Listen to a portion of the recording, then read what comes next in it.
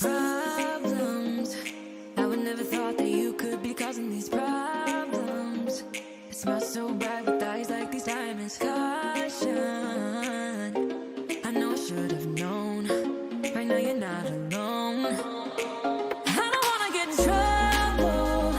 See where you stand. I don't wanna see you crumble. To recall what we meant, all the words you never said, all the questions in my head, 'cause you're trouble, yeah. Yeah, you're trouble. Yeah, you're trouble. 'Cause you're trouble. Yeah, you're trouble. Running. Everyone says that I should get going, start running. But how am I supposed to run when I'm falling?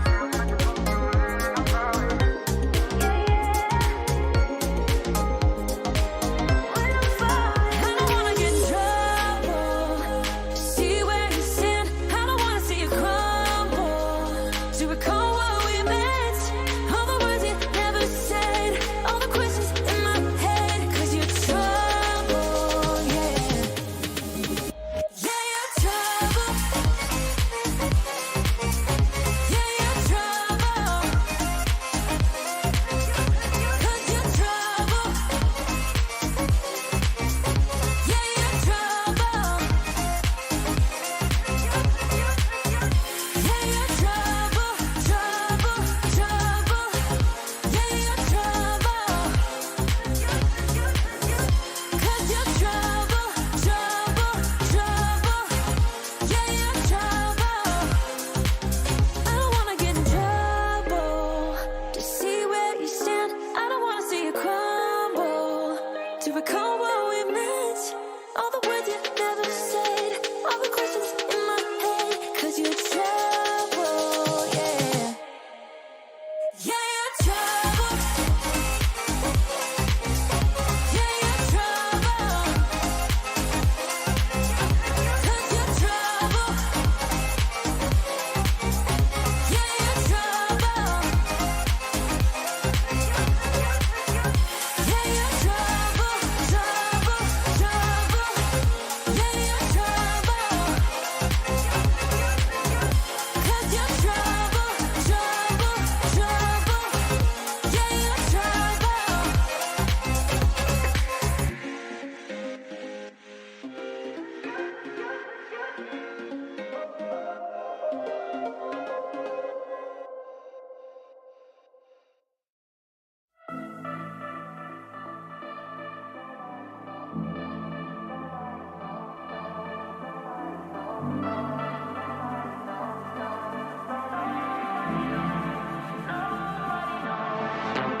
I wish I could be strong, survival on my own, but now I'm running out of hope.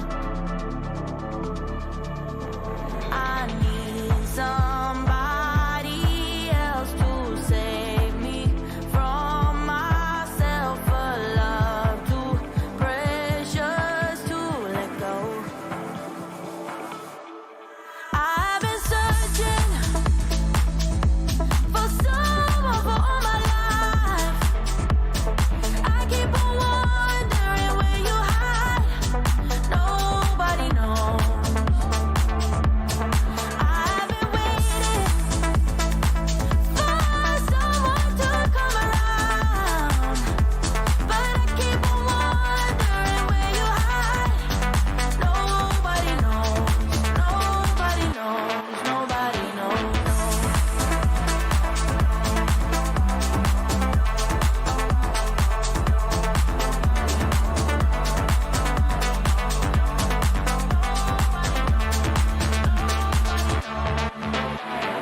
When I was a child, I thought I'll be alright, but futures can be full of lies. Yeah, it's never easy to find what you want, and if you should find it, don't dare to let go. If you hold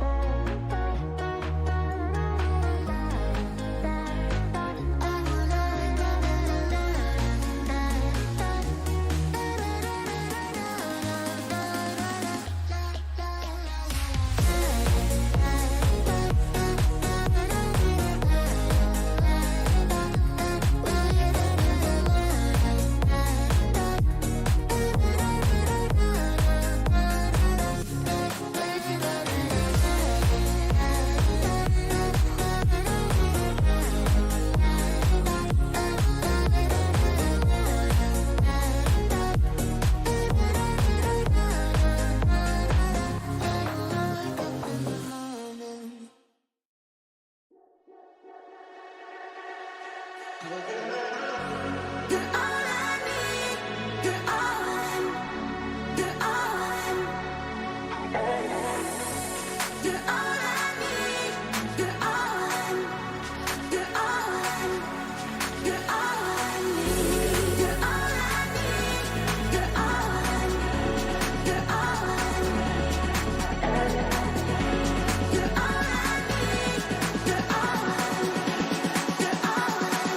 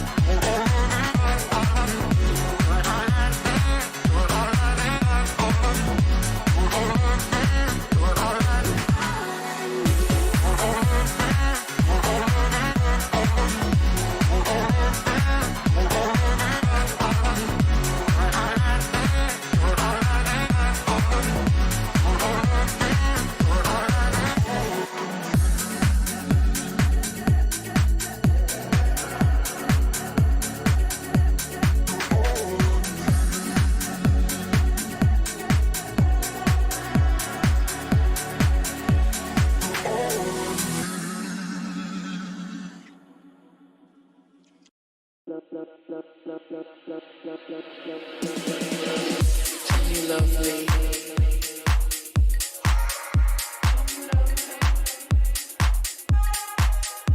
You love me.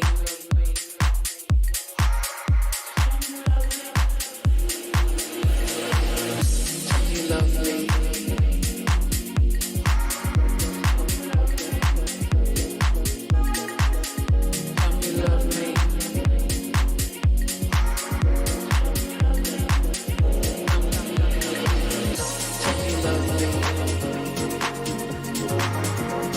You love me.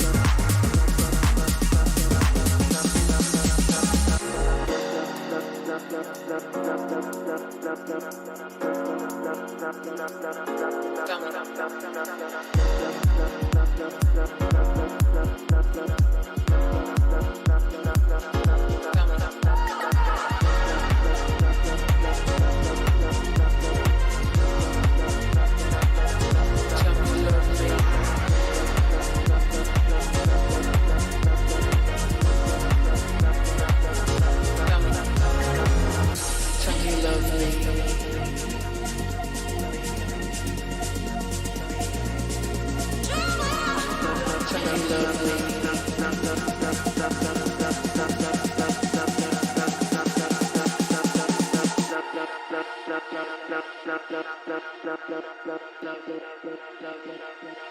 Tell me you love me.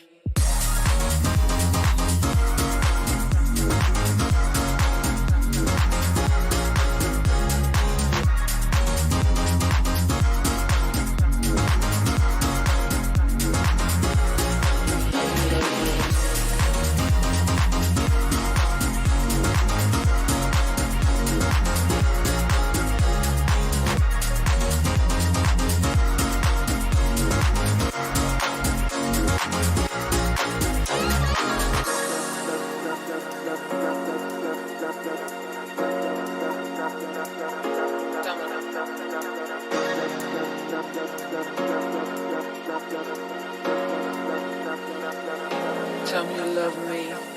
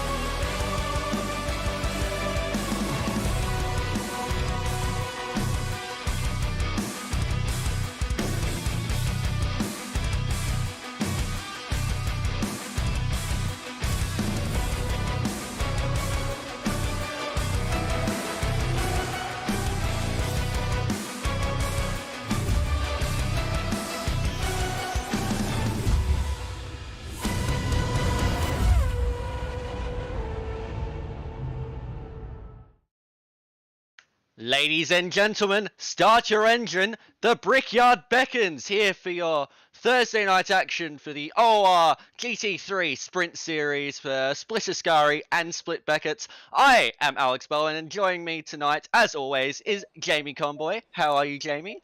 Hello. Very well, thank you for that very warm welcome. Very excited to be here for Ascari. Absolutely love this split, and this one still open. Anyone's game up here at the top. Ali Kyrud, John Senekis, Matty Lamb. It is a really enjoyable split to watch. Plenty of fast drivers in here, so I'm uber excited to get this one underway. It looks like we're ready to get underway for qualifying now. How was your afternoon? My afternoon was, well, let's just say it was an interesting afternoon. Not the greatest, not the worst in the world. That does seem to be a bit like life, isn't it? Can relate to that. I reckon my push to talk button's playing up here. I'm going to go try another one. I'll give me 30 seconds. Hello to you, YouTube chat. Swampiest of butts. Hello, sir. Yes, good to see Swampy Butt in the chat. Of course, we got Jan Tully, George Fowler, Zach Graham, and Craig Dale also in the chat that I can see. Hello to everyone watching tonight. We are here at Indianapolis Motor Speedway. Of course, we are not on the oval, unfortunately. We are using the road course layout. And yeah, there does seem to be a severe lack of rain there, isn't there, Balls? It is a fast track though, interestingly. So I don't know whether there was some rain here earlier. I missed most of practice. I'm not sure whether we've just developed into a fast track here, but not optimum for the start of this qualifying session. That is going to make it very interesting as the track ramps up later on in the session. Of course, we did have a fair amount of rain in our endurance series race on the weekend for the VRS Paul Ricard 8 hour. That was chaotic and, well, some of the weirdest weather I've seen in an ACC event.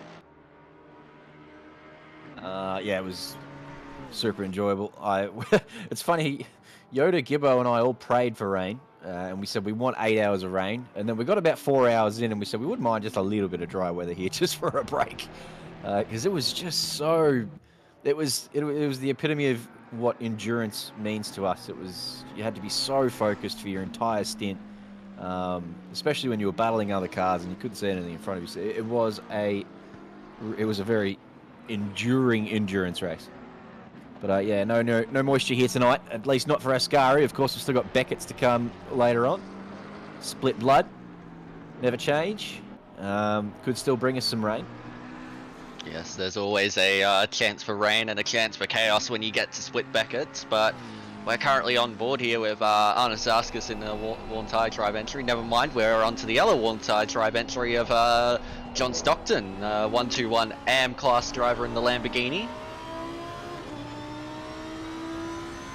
I didn't know Johnny was in the Warm Tire Tribe. There you go. Tell you what, they're building a mighty strong stable in there, the Warm Tire Tribe. Every time we come to a new event, seems like they've picked up another driver. So, yeah, just another one in the stable here with John Stockton. I didn't know he was in there.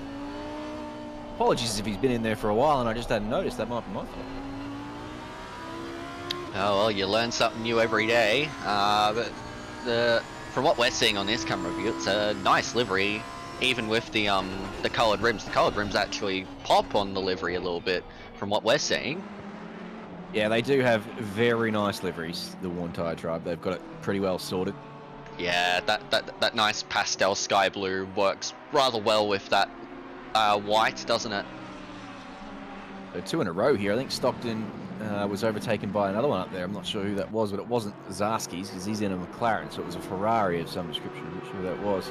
Someone took out a couple of boards there. You can see back there on the exit of the back straight, there's a bunch of those boards are gone missing already. Bender keeping really sharp tabs on those last night, but I think that's a record broken. I think we've only been qualifying for a couple of minutes and they're gone already. Yeah, they seem to disappear quickly. Oh, big names starting to pop into chat now. All the regulars, Snappy's here. Chad Sugden, nice race from you last night, mate. Zach Graham, Brad Grant. Brad Grant spent the afternoon with you. Spent the afternoon ice skate. Oh, we did too. Yeah, I was just going to say I spent the afternoon with Brad doing a bit of practice here at Indianapolis, and we did a bit of wet practice together and a bit of dry practice together too, I think. And George, where is the rain?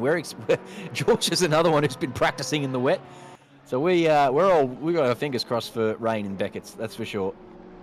Oh, looking at the current order right now in Ascari, it's a wonderful. I think that was Zaskas who was on top. Of course, the track does still need to improve, if it even does. So we'll see where that ends up at the end of the session. But right now, Zaskas is on top. He's another one of the drivers who's had a mega end to this season. He's currently P9 in the championship.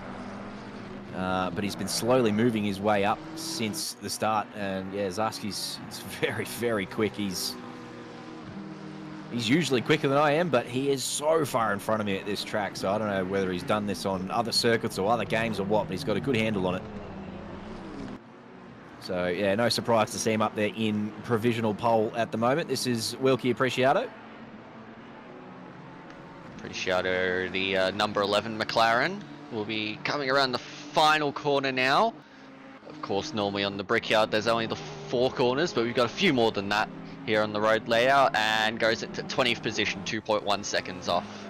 And it's now Kai Rudin at the top. Wow, that top 3 is close, all within a 1/10 of a second between Kai Rudin, Zaskas and Herbert.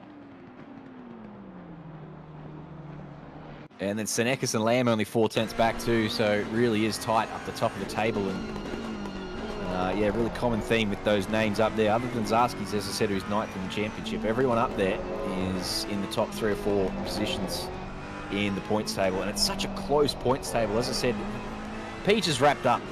What did we do last night? Sunset. He's wrapped it up. He's done. It doesn't even need to go to Paul Ricard. He's got that all over. But this one's still wide open with, what, 156 points is the maximum you can pick up per round. So the fact that there's only sort of 60 or so points separating John Senekis and Ali Kai Rudin, that battle for the championship win still very much alive. And then you've got Lam Ricciuti, Van Vliet, Doug Wilson, Matt Niparis. They're all sort of within 150 points of each other as well, up in the top 6. So this championship, still plenty of action to occur on the table. Regan Herget goes quickest with a 1:34.9. That's the first 34 of the evening. We've now got an optimum track, so these times will start to fall.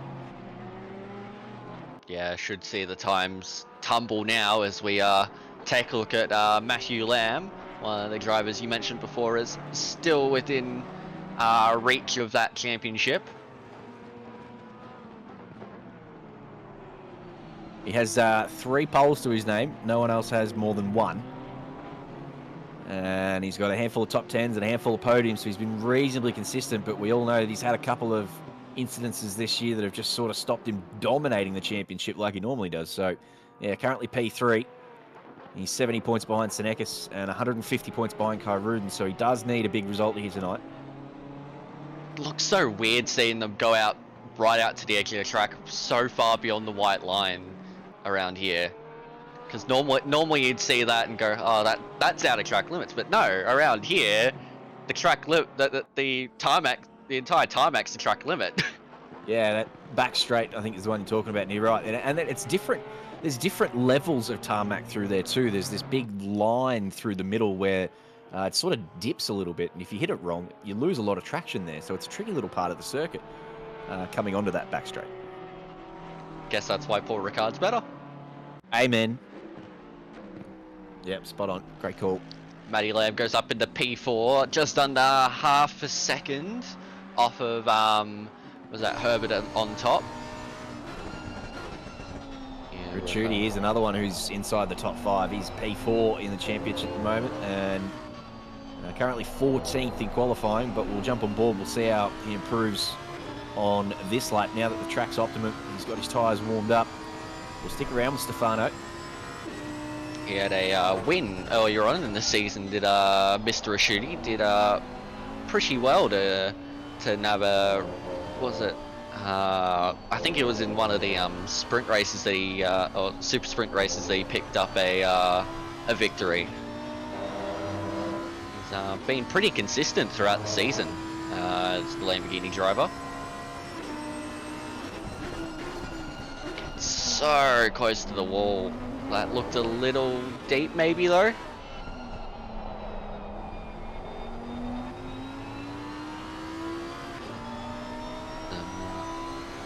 seemingly unorthodox lines. Oh, that's wide. That is very wide onto the grass.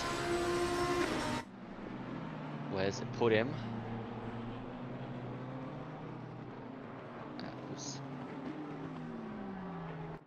Wasn't an improvement on that lap, unfortunately. Yeah, Oh, only 4.5 minutes to go for Stefanos. He's got to rile up and go again. That was rather wide from Nepris. He's now setting up a run on to the next lap, I think.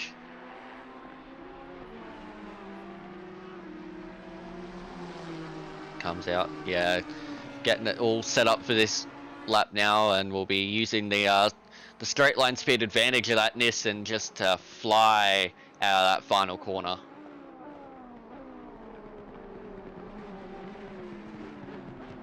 Tell you what we haven't seen this round is two drivers with the exact same qualifying time.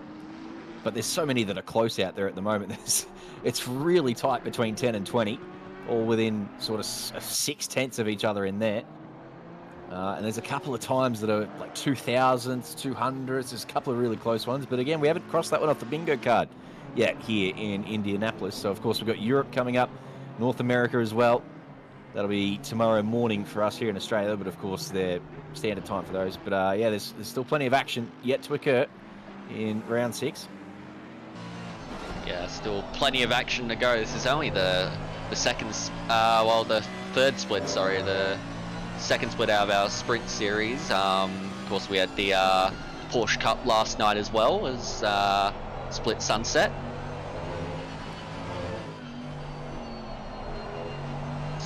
Yeah, still plenty of action to go. So we take with Ali Kairoun really pushing the limits of that Mercedes-Benz. A little tickle of the grass there on exit. Doesn't look like it cost him any time, but as you said, Alex, is using all of the track and some. Is Kairoun. I mean, it is Ali Kairoun. He knows where to place the car and is, yeah, just really nailing every apex possible. This is looking like a really solid lap.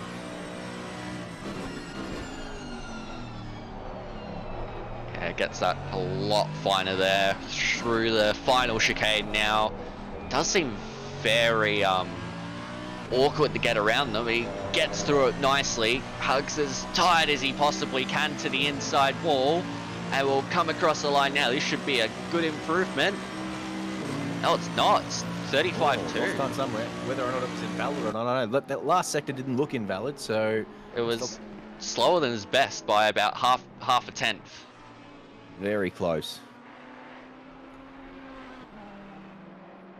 But that's how close it is at the top. You got 34.9 from Herbert at the moment, and that was set a while ago. The track's evolved since then, so Herbert actually looking pretty tidy up there. Zarski's not far behind, only a 10th. So McClure's up into P6, if you don't mind. Just goes ahead of John Sneakers. So yeah, McClure's actually becomes the lead BMW out there at the moment.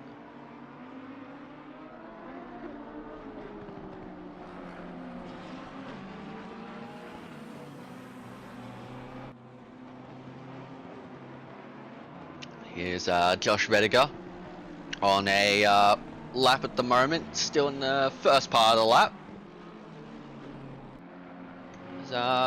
He's been quietly good as Josh Rediger. He's been up and about towards the top 5 throughout many races this season. Has been go about his business quite nicely. oh, who's he's in a battle with is David McNulty. David Bender McNulty is 1 point in front of him in the championship. So really good qualifying session for him so far. Currently in P5, Bender nowhere near that. So looking to pick up some points tonight, Josh Vediger. Yeah, Sneak in front of the great Bender man. He's had good pace this season, but he just hasn't had the luck, has he? No, just the one top 10 finish, unfortunately, for Josh. As you said, he's been right up there and amongst it in a lot of the races, but yeah, he's obviously come a cropper a couple of times and fallen back through the field. How's he going here? Another driver who looked really good through the middle sector, but hasn't improved, so stays P5. So hard to find improvement around here. It just seems that those first few laps really lead to where you're going to be in the session. Doesn't look like every driver's completely pushing the limit though. A few just choosing not to quite extend as far out just for that safety.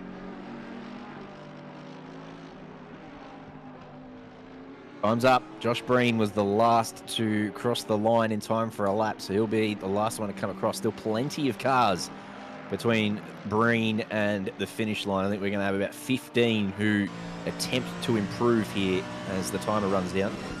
Here's one of the more important ones. Ali Kyrudin, he's up in third at the moment, looking to get on the front row. Oh, that's a bit loose going through the final proper braking zone of the lap. We'll see where that hurts his time going to the line. We watched him be clean before and he didn't improve, so now maybe a little bit of messiness is what he needs to improve. And it is. He goes to the top by, what? 13 thousandths of a second. That's very close. Herbert's in the pits. He's not going to improve. Zarski's also in the pits. He's not going to improve. So that's where they will stay. Well, at least they're not going to go any further higher. Lamb still on track. Vettiger here, crossing the line as well. Vettiger improves by 4/10, goes up into P4 and is only 2/10 away from the front. So, Alex, you called it. Josh with the pace in this Ferrari here tonight, up there in P4. Very nice. Yeah, showing real solid pace. Here's Matty Lamb. Can he improve from P6 up to P3? Wow! Look how close it is at the top. 3. That is incredible. 200ths of a second separate the entire top 3 of Kyrudin, Herbert, and Lamb. Oh, and here is the rain. Out. Here is the rain that you ordered. You wanted it. It's And going to be look mixed at that conditions too. weather. It looks like the rain is going to dissipate after 10 or so minutes. So it is really wet. This is not damp. This is not greasy. This is proper wet. So a lot of drivers now frantically pushing buttons, trying to work out what they're going to do here. If they're going to go with a wet setup, they'll know that the weather's clearing. Maybe they stick with a dry. It's going to be a very interesting start to this race now. I am so excited for this. Wet race into dry race, likely to be the case here at Indianapolis for Split Ascari. My word. And yeah, as Benny V says, turn 1 is going to be mental. I hope you brought your content wheelbarrows because we are going to fill them right up. We're also got to think about, there is a mandatory pit stop in this race. Do you use that mandatory pit stop to go from wets to dries, or do you start on the dries and try and risk it if you're a bit further down? Oh, I don't know. Smarter people than me. If I was in this situation, I'd probably start on the wets and pit early because the rain's stopping. But, you know, who knows what the right call is here. I'm sure, as I said, there'll be smarter minds out there who will work that out. And those who risk it for the biscuit and get it right are in for... there's going to be such a huge shake-up of this order. We saw how close qualifying was between the top 5, but anywhere from 5th down to 20th, they were all within 6/10 of each other as well. So, yeah, anything can happen here. It's going to be a crazy start to this race at the Indianapolis Motor Speedway. The track's already back down to damp. Wow. It's still raining. How does that happen? I guess the level of rain and the drainage of the track? How does a wet track get drier while it's raining? That doesn't make much sense to me. Well, it's raining in the tunnel, so that doesn't make sense to me. Proper good is it? Oh, it is too. Hang on. Maybe that's just the drainage system at work. And through the stands as well. Goodness me. I'd hate to be homeless in Indianapolis. There's nowhere to hide. Yeah. But you'd think the drainage around here, considering it is on an oval, would have to be pretty good. Is it all draining down into the infield though? Is the oval itself damp, but the infield still wet? Oh, that is the question. But here we go. We are about to start the formation lap here at Indianapolis Motor Speedway. Boy, am I excited for this. The question is, what has everyone started the race on? Let's have a little look-see. There's dry tyres for Matty Lamb, wet tyres for Vettiger. So a bit of a mix in the top 10 already. You can see there's a couple of wets and a couple of dries. So yeah, really mixed sort of strategies going on. We'll soon find out what the right call was. A few in chat now saying that the track is damp, that best tyres to be on are indeed the dries. Well, And the rain hindsight's a has wonderful thing. They've already jumped off the line, and yeah, those who have got on the wet tyres are probably kicking themselves now because, as you said, it looks like it's stopped raining, and it's already gone to damp. So dry tyres looks to be the right call, but they'd probably already got off the line and sorted out their setups before that change occurred. So very unlucky if you. You do also have to consider those dries are probably not going to be feeling too good on the start because, well, there's still plenty of water on the track. They are going to be rather cold. So do the wet tyres still hold an advantage here? Do you get off the line well? Do you make up some time on the dry runners and then pit early once the track's actually dried out? Don't know. Everything is up in the air here. We could have a real interesting strategy race. I did a lot of chattering, but everyone in chat reckons they've got an idea of what it should be, and that's what we love to see. Everyone's got their own opinions on it. As I said, it looks all very easy from here up in the sky, though. I'm sure it'll be panic stations behind the wheel for these drivers. Let's get ready to go. Split Ascari, round 6, Indianapolis. We've got a damp track for a start. Yes, a damp track here. Few drivers on the dries, few drivers on the wets. How long will the wets have the advantage? For a few are saying maybe 3 or 4 laps. That will take them pretty much right to the pit window. So everything is at stake here, but we are going to get underway very, very shortly. The safety car has come into the pit lane. It'll be Kai Rudin from Herbert, Lamb, Zaskas, Vettiger, Sanikas, McCaws, Rashuti, McDonald, and Wilson, the top 10. We'll see when the green flag is waved. When will we see it? Here we go, we are green here at Indianapolis, and there are cars everywhere as... Whoa, that was a bit of a squeeze there from Kai Rudin on Herbert, but Herbert's got the jump. And look, that is Zaskas looking to go around the outside of all of them. He's gonna get around the outside, possibly, no. Has to sell for third, but they're getting through turn 1 cleanly at the moment. I think we've gotten through turn 1. it's a pretty good effort considering the conditions and the mix in tyres. Oh, a bit of a bump there from Wilson on, was that McClaws? I think that's Senekis. Oh, no, that's Senekis has had a Senekis. poor That was start and he's dropped Senekis. back through the field, so he might be on the dry tyres and just hasn't quite, as you said, got them warmed up. So really struggling for early pace is Senekis.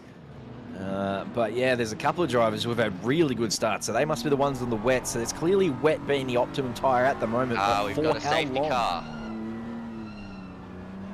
We have a safety car. So that's I reckon that benefits the dry tyre runners. That gives them a chance to just crawl around and let this track dry out a little bit more. So the wet tyre runners really unhappy with this safety car, I would guess. Because you can see that there was a couple of drivers who were very comfortable at the start, making moves around the outside and down the inside, and they look comfortable. It's the guys on the dry tyres that were skating around and falling back through the field. So this is just a bit of a lifesaver for the dry tyre runners. Yeah, I reckon you'll see some of the wet tyre runners come in towards the end of the safety car period, but we'll take a look and see what happened to cause this safety car. We're taking a look here at Mike Reel. Oh, a bit of a bump there, and around they go, and there's chaos. Yeah, fair enough. Good call from the race director to just sort of slow it down a bit there, and rather than allow that to create any more havoc than it did, just pull them all up. Hang on, let's just sort this out. There's a lot of cars facing backwards. a lot on the infield there. Obviously still rejoins to do. So, yeah, good shout. The safety car just giving everyone a chance to get it all back together and not cause any more issues. If there was another one up here, this is a double apex left-hand. Is a pretty tricky corner, but no, it looked like they got through there. So that was as the safety car was called. Janetta Weatherburn out there again. Probably not Weatherburn tonight, but I'm just calling it Janetta Weatherburn because it's synonymous with him now. Yeah, the beautiful Janetta, maybe not so quick in a straight line, but got Steve Crossland in the pits, most likely repairing some damage. Well, you'd think it would be damage for a pit stop before the pit window. I thought this would be a good race for Crossland, considering his team name is Rainlight Racing. Didn't last long, did it? As the track is greasy. Crossland all about that wet weather, it seems, and it's just not worked out for him. Yeah, he's sitting in the pits. Yeah, it is greasy. So conditions improving behind the safety car. Dry runners rejoicing. Wet runners cursing. But yeah, you'd suspect the safety car wouldn't be out for too long. Yeah, still crawling along at 60, 80, looks like at the moment, nice and slow. So Crossland gets a chance to at least come out of the pit lane. But it will be interesting to see whether they allow Crossland to catch all the way up before they go again, which is what they would do in real life, or whether they release, because if they do one more lap, these tyres are going to be ice cold, if they're not already, mind you. Yeah, the tyres will not be very warm right now, you'd expect. We've got 40 seconds before the pit window opens. You'd think the safety car would be going in around about now. I reckon they're going to do one more. They'll give They are Steve, doing one more. they'll give Steve a chance to catch up and sort himself out at the back of the field. And that'll give the marshals a chance to come out and clean up any debris. So that opens the door for some interesting strategies after this safety car period finishes.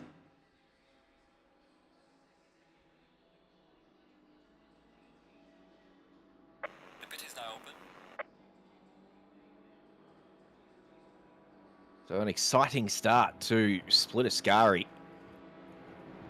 Just calm down a little bit now as we get a chance to collect our breath here behind the safety car. But Kai Rudin did nicely down into turn one, fended off the challenges from Herbert and Zarskis. Kai Rudin and Herbert getting a little bit how you're going off the line, but managed to sort it out before they got to turn one. But that's what allowed Zarskis to start to investigate around the outside there. Didn't quite get it done. So hangs on to P3 Zarskis and Lamb in P4, Vetiga P5. Senecas had a poor start, and I think he fell from P5 down to P8.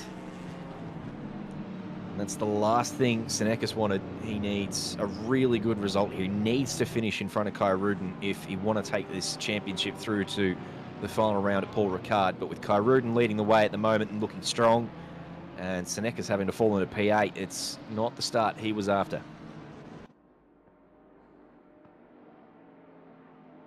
Seems there's been a few that have come into the pits on this second safety car lap, which is interesting because you can't really serve that mandatory under a safety car.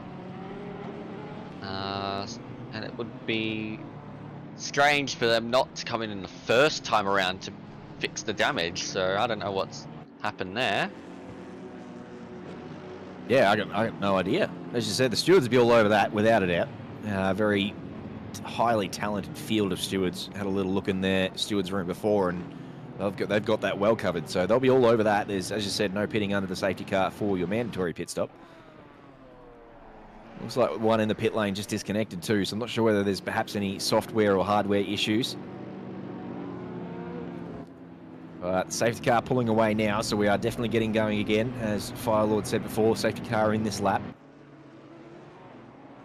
And when will Kai Rudin jump the gun?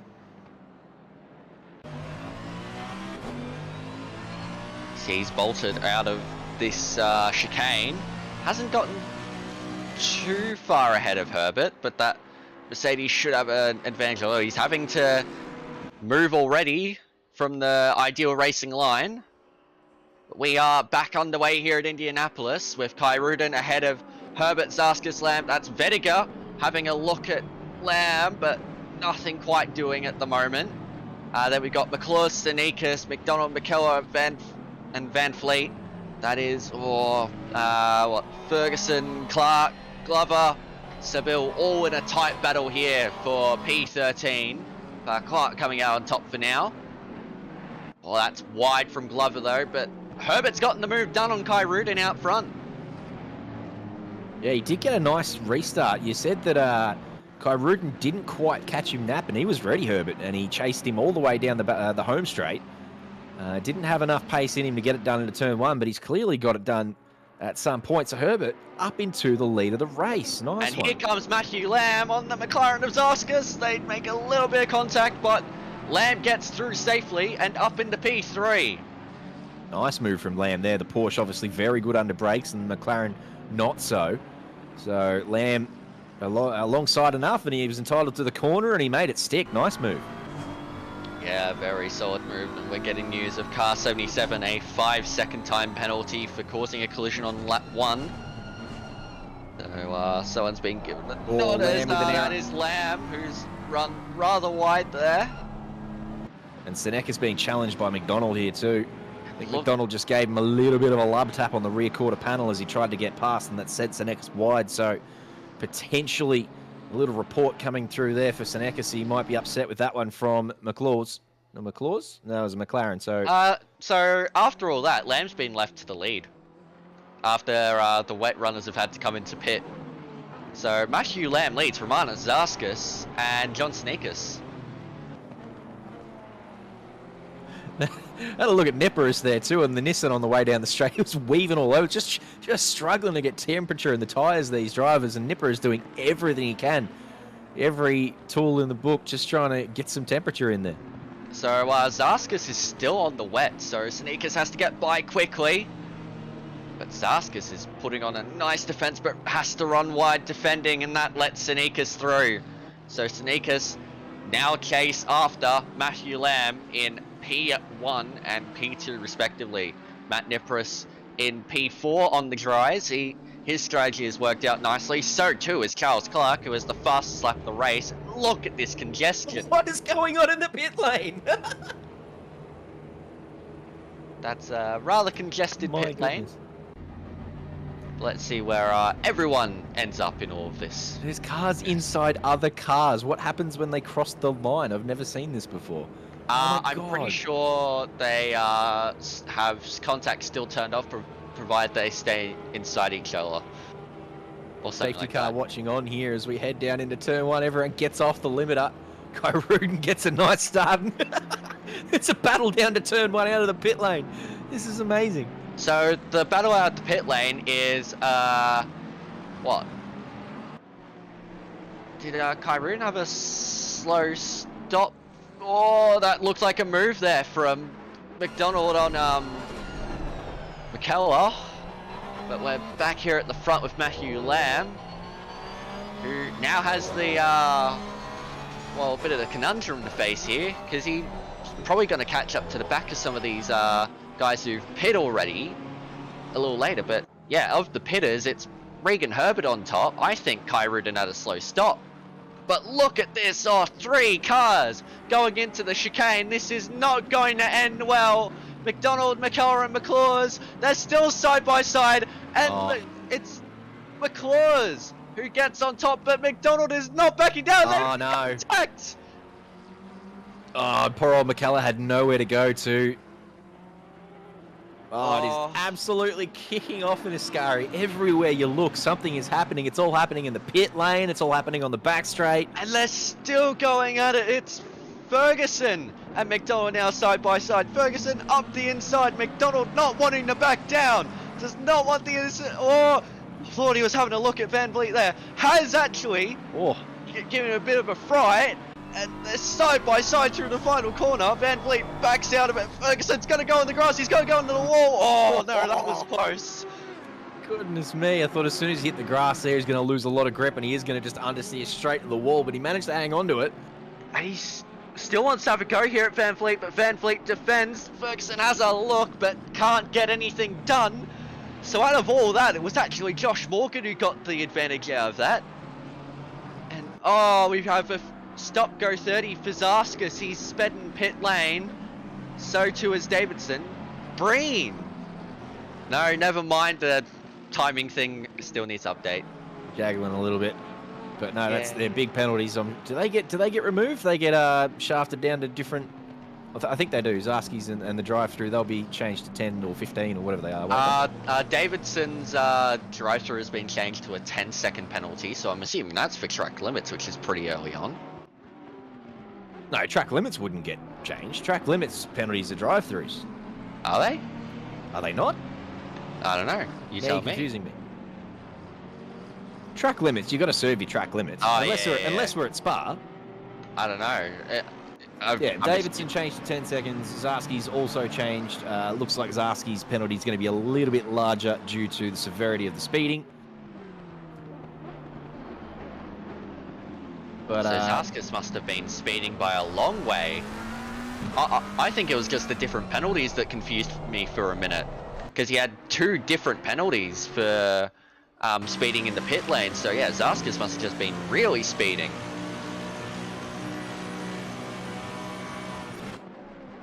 Yeah, it's a pretty hefty whack, so that's ruined any chance. Kai Rudin, way too deep there on Doug Wilson. Just has to back out of it and loses time in the process. So it's not easy to get past someone here, but Kai Rudin sure trying to make it happen.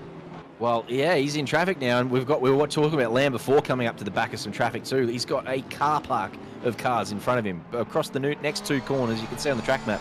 There's 10 cars here. So both Lamb and Kai Rudin in traffic at the moment. Who can deal with that traffic better? Kai Rudin's already pitted, so there's no undercutting or anything he can do about it. Lamb still has the option of getting into the pit lane if he thinks this traffic is going to be too difficult to get through. So Zarskas already had a 10-second penalty, so it was 10 seconds added for speeding in the pit lane, but it was still 2 different penalties that the game gave out for speeding in the pits.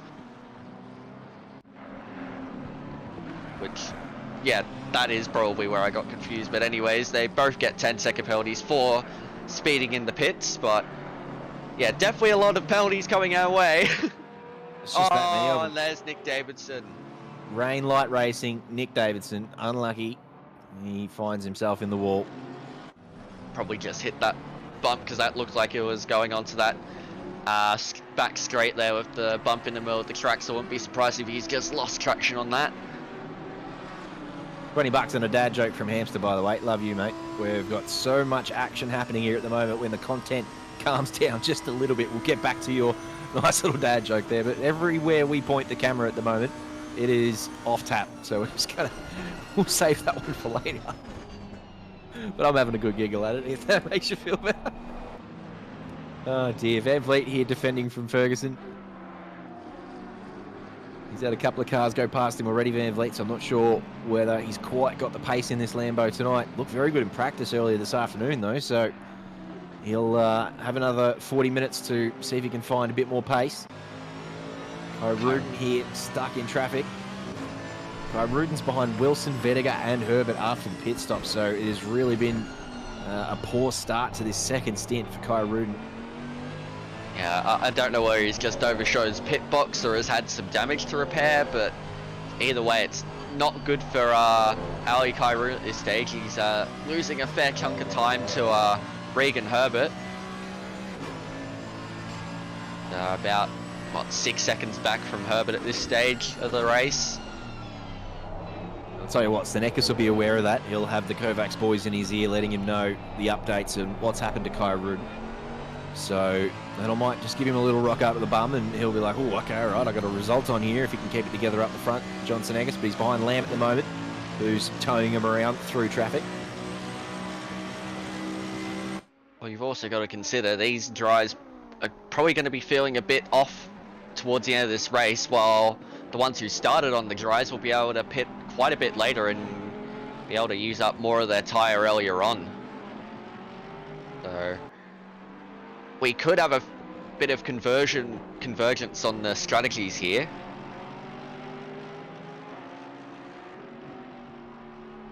Track's developed optimum, and it has warmed up a little bit too. So even since the start, it's gone up 3 degrees. So it's ever-changing conditions here for Split Ascari, really throwing a spanner in the works of anyone who's practiced. Speaking of practice, Bender was here. I saw him in qualifying, and I haven't seen him on the timing board. I don't know where he is. He wouldn't have practiced. He'd be in here somewhere, wouldn't he? You'd think. Enjoying the rain while he had it, only for a short period of time.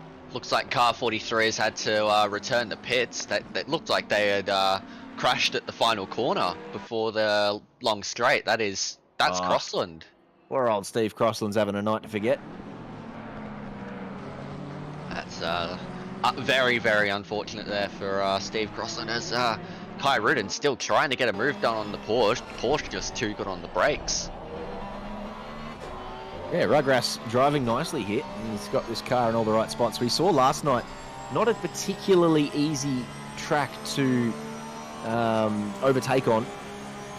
Page was defending from Velasquez all night last night and never really looked particularly threatened from Velasquez, who did look quick. 2 secs JC, Kyrune up the inside. Has he gone too deep this time? No, he's got the move done.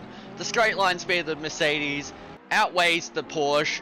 It's braking, and Kyruden up into P12.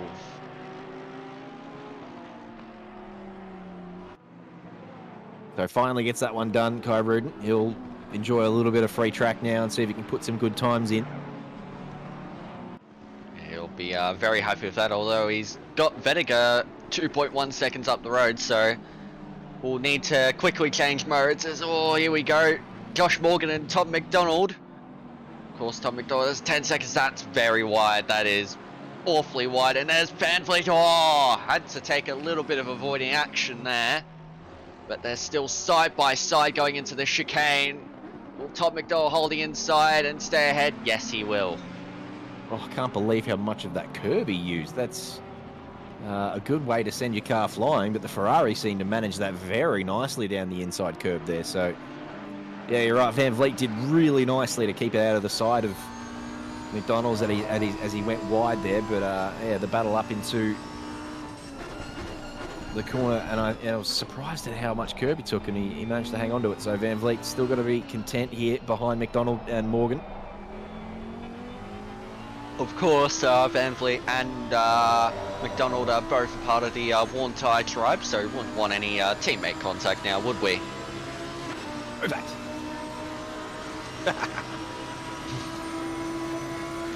Doesn't happen at Worn Tie tribe like it does at Kovacs. They may have worn tyres, but at least they know how to keep it out of their side pods. I know that's probably not the right terminology to use for these cars, but close enough as we look back at McClures fighting Seville. McClures has had really good pace, but has fallen back the field, down the field a fair amount after, the incident with McDonald earlier, I believe. That was with McDonald earlier after the pit stops. Meanwhile, out front, Matthew Lamb's just flying out there. Doesn't have the fast lap at the moment. That belongs to Ali Kairoon as they are stretching across the track again. Tom McDonald up the inside of Josh Morgan, and McDonald gets the move done. Can Van Vliet follow through with his teammate? Around the outside and gets the move done. Nice. Well done, Marcus Van Vliet. Yeah, that's the same corner as last lap for those two. So McDonald really comfortable with that corner, sent it down the inside and got it done. And then, as you said, Van Vliet attempted to follow through, got up alongside, and then got it done through the S's of all places. So very nice driving from all involved there to give each other space, and a bit of a two-man overtake, but Van Vliet got it done. Hearing in from the Kovacs lads that they practice that contact with each other.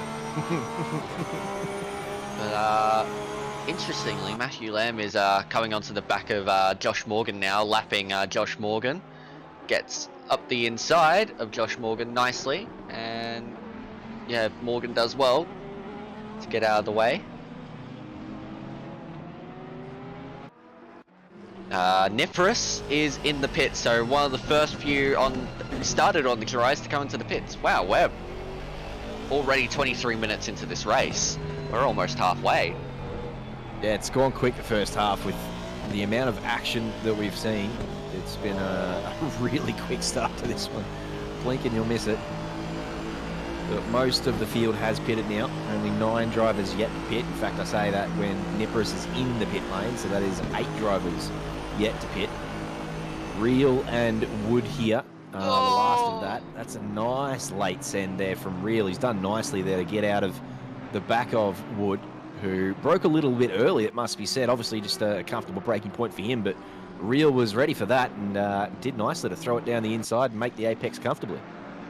Yeah, for a minute I thought Real was going to go into the back of Wood, but nah, gets the move done cleanly. Wood braking a bit early probably, and Real taking advantage of that.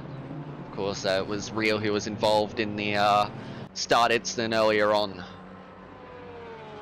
Let's see where Nifris comes out. It's currently 13th, 14th. Will probably come out about, what, 15th, 16th, 17 area. Yeah, they're all coming down the home straight now. There's a big gaggle of cars here, so we get to see a bit of a rejoin here. Speaking of that gaggle of cars, that's Van Vliet moving ahead of McDonald with Josh Morgan right there. And I think Nipris has gotten ahead of this. That's a huge result for Nipris because he had a good start off the line. So the net result that he's got after the pit stops have been completed is huge. This is a great start for Nipris. He's behind Tyrone. He's gotten ahead of Lamb as well on track, so still on the lead lap. For how long? We'll see.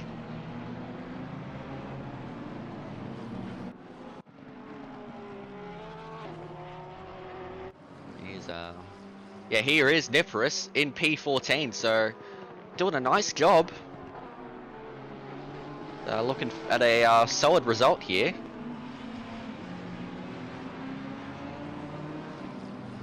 Wonder how much pace he's got in that car. If he can just tuck in behind Lamb, Nipris will just follow him around and maybe pick up another 10th or 2 behind Lamb. He's really on for a good result here. Still early days, of course. We're only about to cross the halfway line, but it's been a huge start from Nipris. But these two have been going at it for lap upon lap now, Van Vliet and McDonald.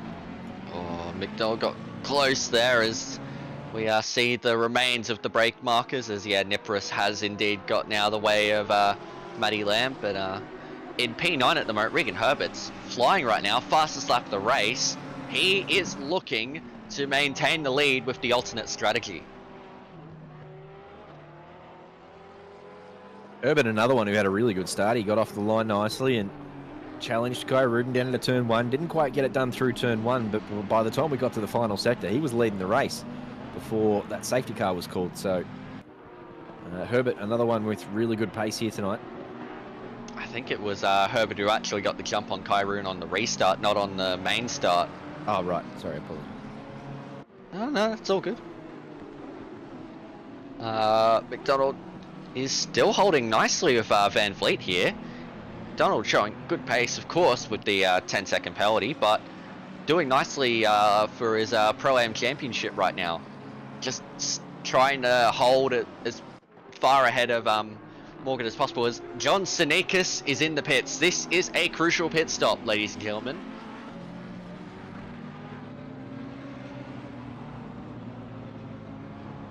And he is moving in the pit lane. Where does John Sneakers come out compared to Regan Herbert? Oh, he's got a fair amount of pit lane to go down yet.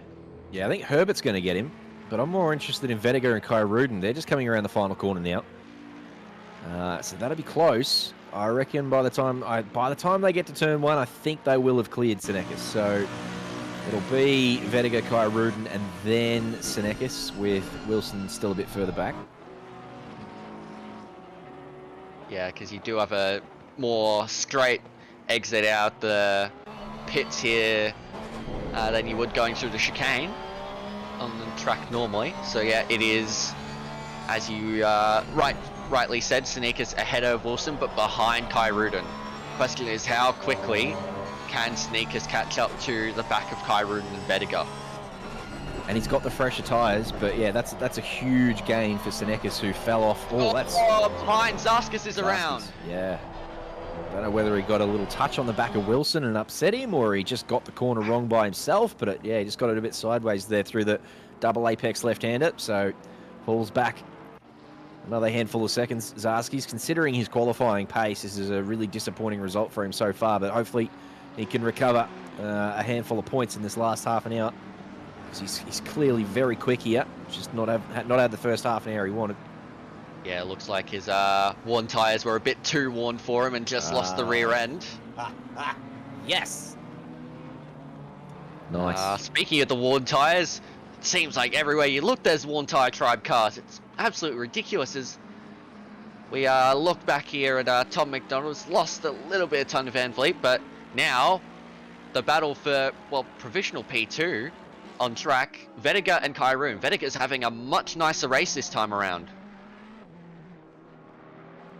See Senecas off in the background there too. He's only 5 seconds behind, but crucially there's no traffic between him and Kyruden. So as you said, Alex, if he can catch up and tuck in behind Kyruden, he's going to have fresher tyres towards the end of this race. He might be able to get one done, and it'll be the first time this season, if he can get it done, that he's finished in front of Kyruden. He's been right behind him at every round, which is why he's not too far behind, but he needs to finish in front of Kyruden here at Indianapolis if he has any chance of winning this championship next week at Paul Ricard.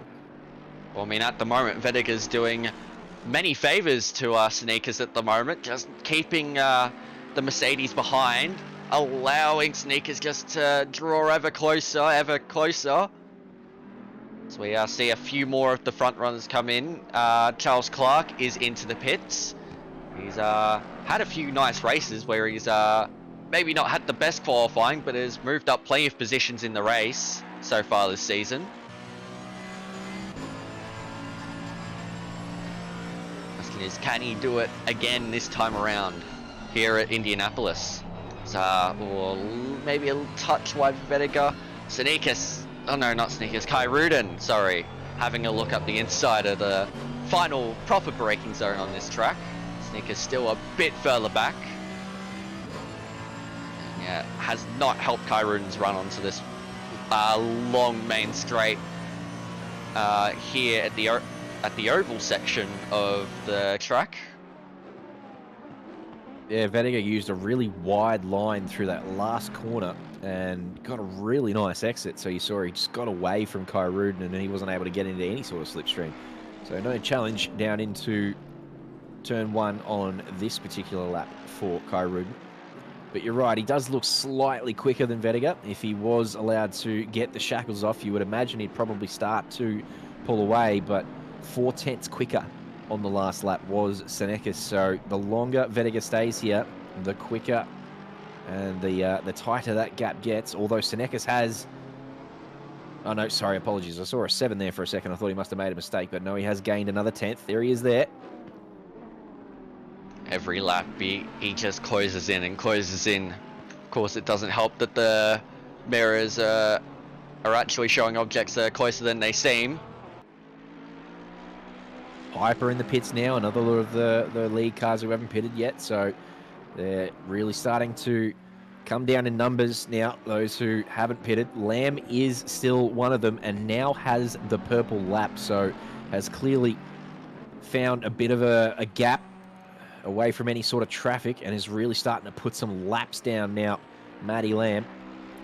Really wants to get the most use out of these tyres as humanly possible to get into the gap between Vediger and Herbert to go after this race win. Oh, we are going to have a barnstorming finish here at Indianapolis Motor Speedway today, here for Split Ascari. But yeah, Kyruden's just not really finding anywhere to get past this Ferrari. Vediger's doing a really nice job at holding on to this position.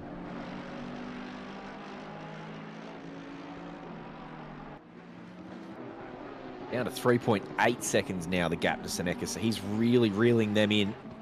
But you would imagine he's going to have the same issues. This is that was up close. the inside of... And this is going to be close on the pit exit. That is Benny Piper. next to Shane McClaws. Oh, that is so tight through there. McClaws trying to hold around the outside, and there's a Clark. tap there. Clark has come through and given Piper. Oh, he's straightened him up, though. He's probably still going to get a little pen for it, but it actually doesn't cost him any positions. It costs Clark a position as Ferguson comes on through, and it does eventually cause Piper to fall prey. Well, that was very close for Ferguson into the back of Piper. But yeah, McCaws gets it done on Piper after that little bit of contact between Clark and Piper. And now Sabil is going to have a look at Clark up the inside of the chicane. Can Sabil get it done? No, I think Clark, although Clark's gone a little deep, can Sabil hold around the outside? No, nothing doing there. And McKellar has to back out a little bit as well to avoid hitting the back of Sabil. Yeah, the two McLarens getting a little crack at each other now, but this gaggle of cars is very tight, very tense, and all held up a little bit by Piper as he starts to warm his tyres up. So, who's this? This is T-Max had an issue here at the penultimate corner, so a bit of a whoopsie-poopsie for Tom McDonald, sends him out wide, and he falls back a handful of positions as well. Cross that off your bingo card for tonight. The JC whoopsie poopsie. I got to sneak one in there. I don't think Mel likes them, but you got to sneak one in there, don't you? Have to. It's practically mandatory at this point. So this is what happened to Tom McDonald. Through the S's here. I don't know, we're through the S's already. So this is coming on to the straight. Did look like he cut the corner before, but he's just going to try and get up the inside of Van Vliet and too late on the brakes, and he hits. No. Oh no. Is that Niparis? I think he's just That is murdered. Niparis. Oh, he's murdered Niparis as well. Oh no. Van Vliet probably did nice to see him coming, actually. It looked like he opened the steering there. He did well to avoid that collision, did Van Vliet. So he's the big benefactor out of all of that. And 10-second stop-go penalty for car 8, T-Mac, Tom McDonald. That's it's a big penalty, but it's probably the right penalty in the end. That was that's a big hit.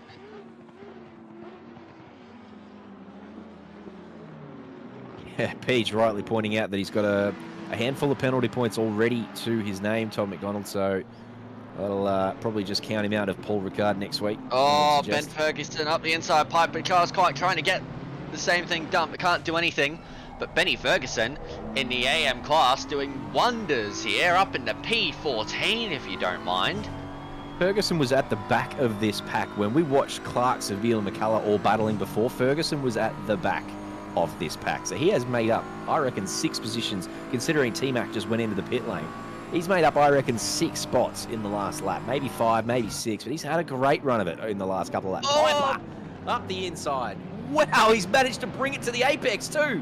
Goodness me, I thought he was going well deep, but it looks like he's pulled that one up really easily, comfortably.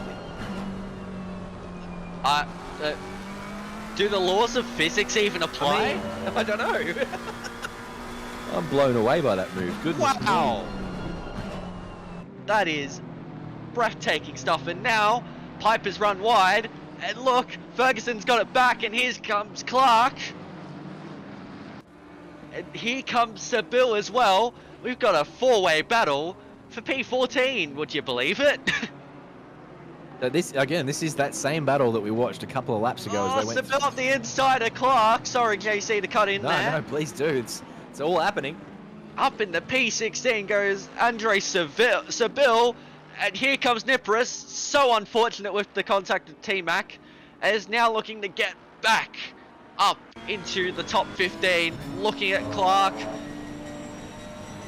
Get up the inside of this final corner, brakes, gets the nose up the inside. There's contact, but he gets the move done. And now McCullough is going to have a look at Clark, but Clark's first going to have a look at Niparis and gets back up the inside. What racing. Who said you can't overtake around Indianapolis? Goodness me, they're going at it hammer and tong. There's a lot of sends happening, but they're basically mostly legal. The stewards have got a lot of work to do. There's a couple of really close calls, but most of it looks pretty clean. Wow, I am stunned by this clean racing. This is fantastic from Ascari, putting on a show as always. I was going to say, as well, we get this kind of stuff every week, you and I, for Ascari, so we're pretty blessed, aren't we? Matthew Lamb is in third and is 5 seconds clear of Vettiger and 5 seconds behind Herbert. He has 22 minutes. Can he catch Herbert? And look at Kai Rudin trying everything, and Vettiger's run wide. He's finally got him. He's finally put him under an... Oh, no. Senekis gives Vettiger a almighty whack on the way through. Whether or not that was Vettiger's rejoin or Senekis not doing the right thing there, I'm not sure. This is, not going to get involved in that one. I'll be honest, that was not the nicest rejoin from Vettiger. That probably could have been executed a bit nicer. But either way, no harm done too much, but we'll have another look here. Just run, way too deep defending. Yeah, I don't think that was the greatest of rejoins, I'll be honest. I'm staying out of that one. A lot of the Kovacs boys in chat saying it's all in the rejoin, but they're pretty biased. I'm staying well out of that one. We'll let the stewards handle that for sure. But what we did see was Kai Rudin finally get the job done. You could see him put a lot of pressure on Vettiger lap after lap after lap, and eventually Vettiger has cracked and gone way too deep, which allowed Kai Rudin through. And then obviously the rejoin and the collision between Senekis and Vettiger. Look at Piper still trying to get past Ferguson, who's now up into P13.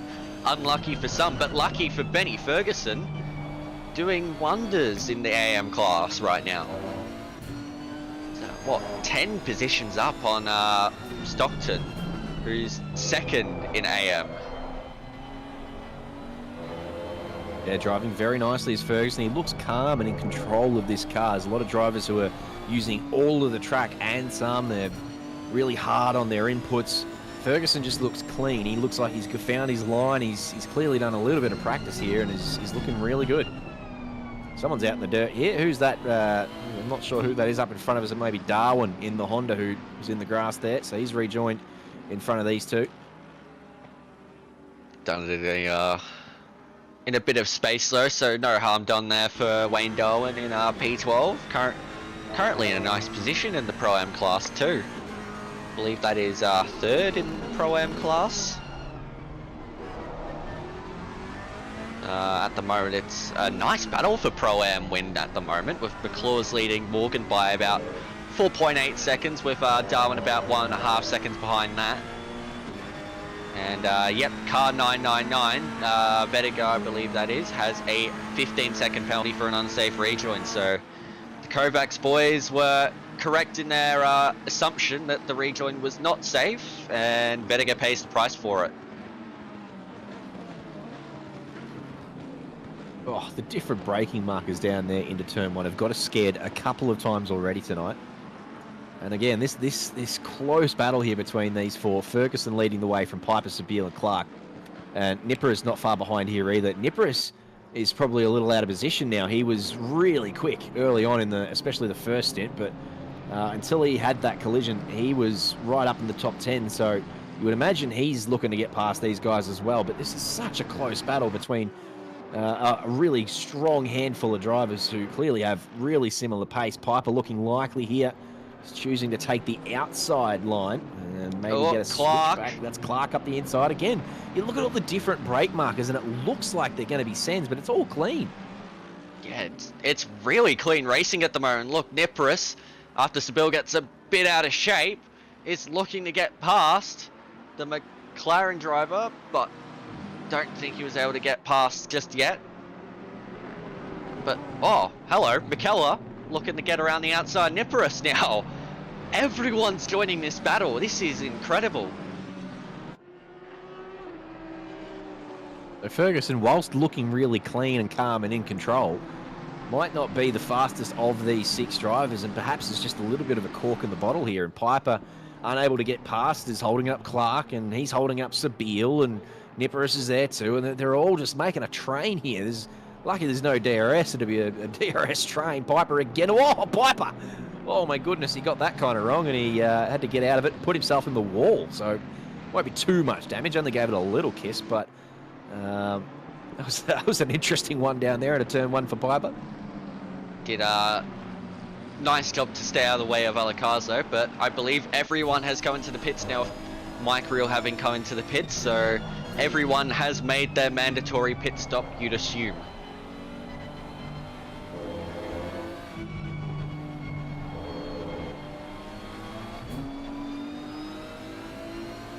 Yes, I believe car number 8 has served this. Their stop-go penalty is there now down P27. They already had a 10-second penalty for a contact earlier on in the race. And so the 10 seconds doesn't add on to your stop-go 10. You don't serve a stop-go 20. I don't think you would. They're two different penalties. So I mean, you could try.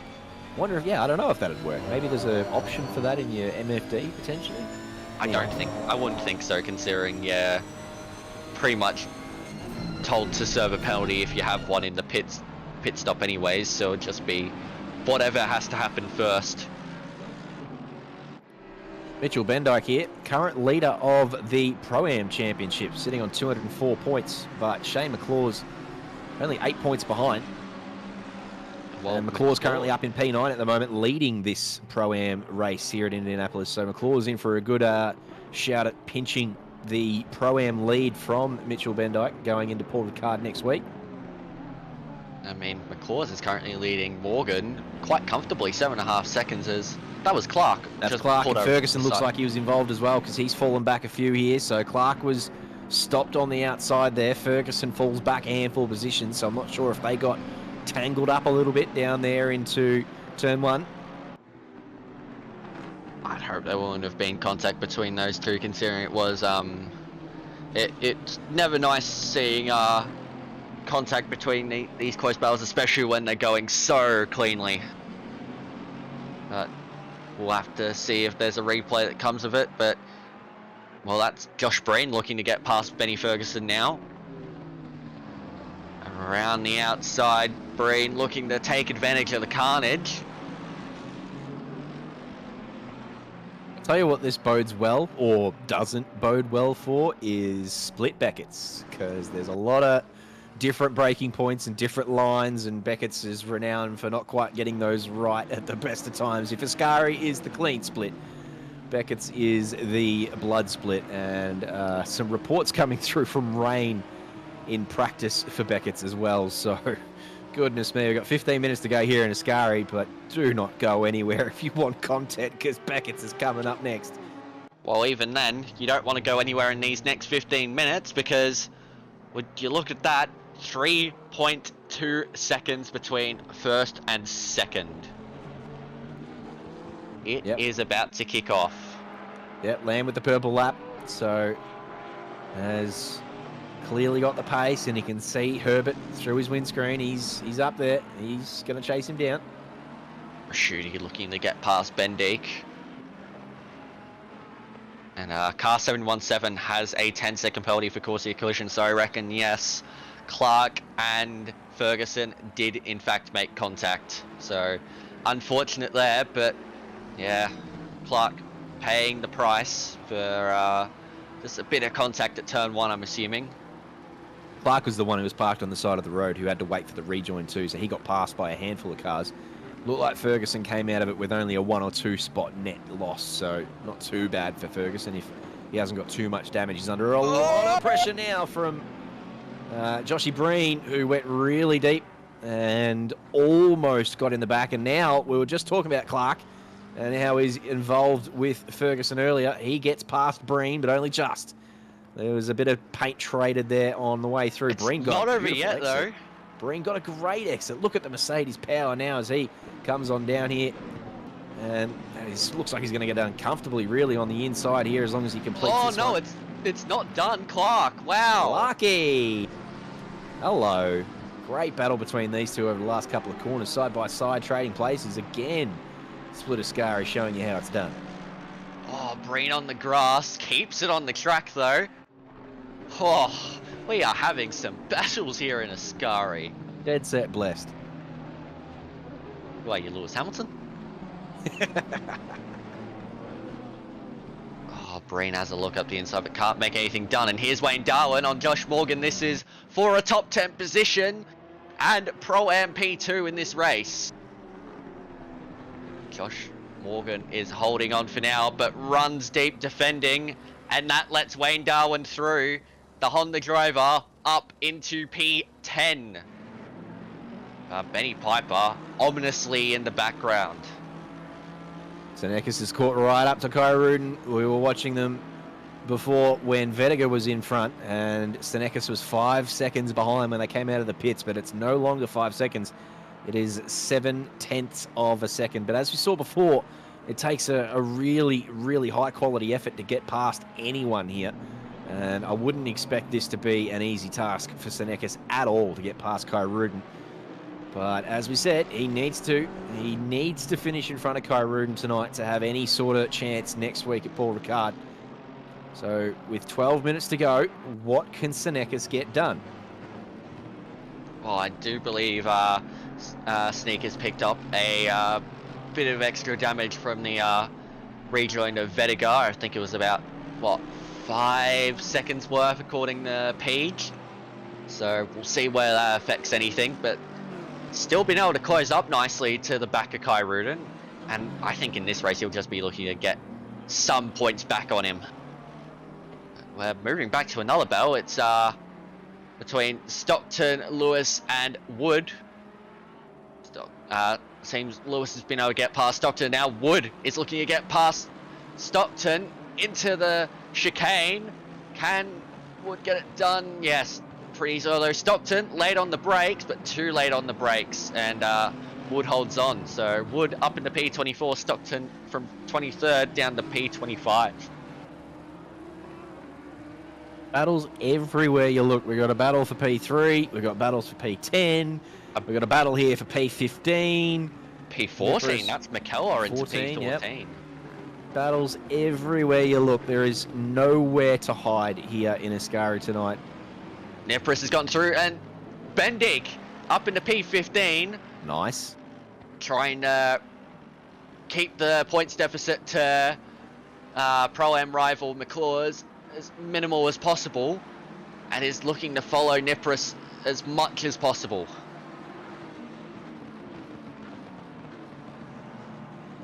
Well, we have 10 minutes to go.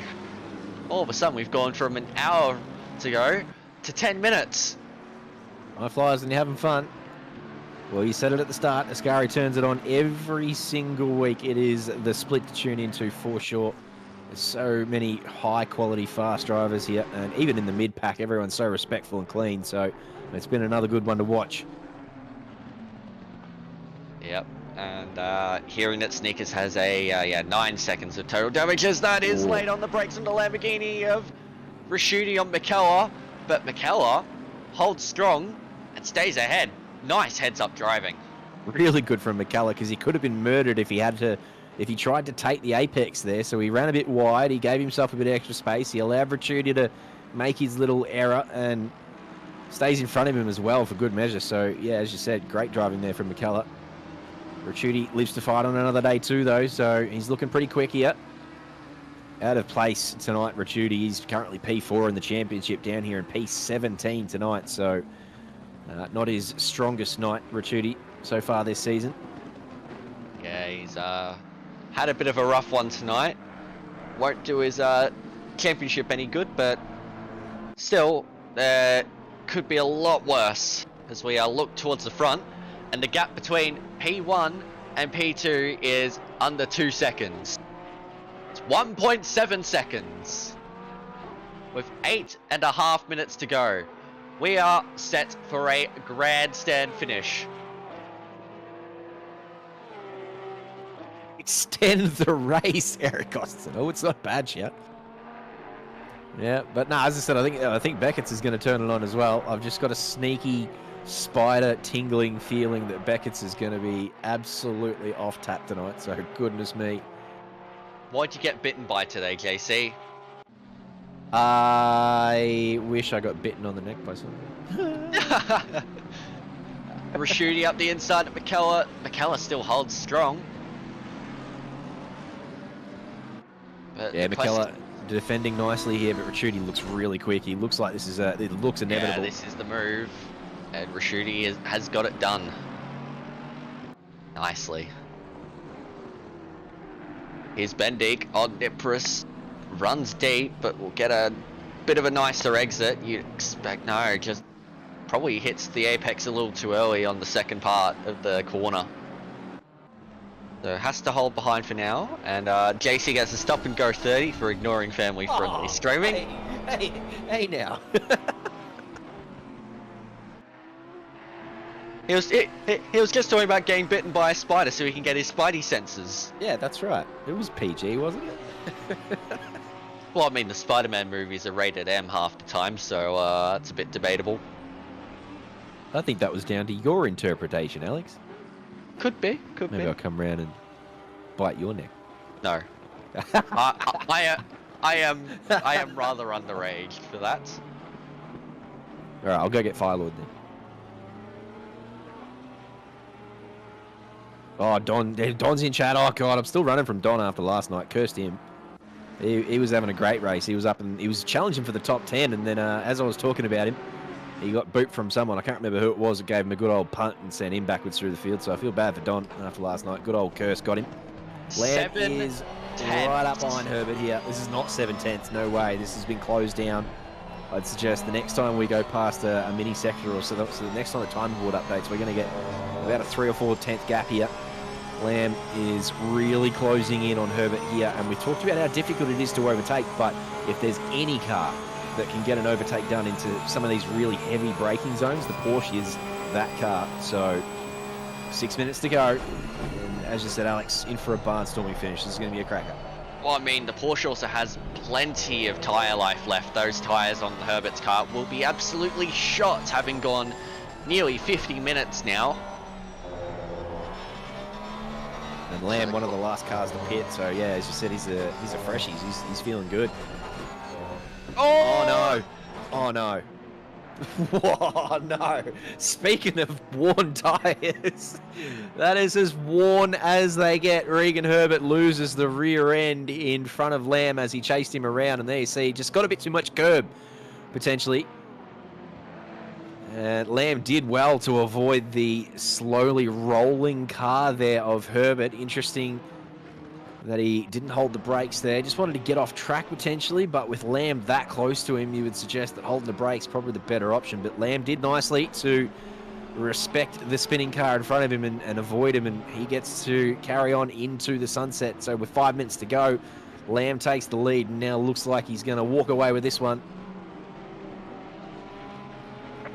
That is extremely unfortunate for Regan. Herbert had been leading the race for nearly the whole way, really, when you think about it, just based on the pit stops. But right at the end, it's gotten terribly wrong for him. He's still in second and will probably still hold that. But really, what could have been?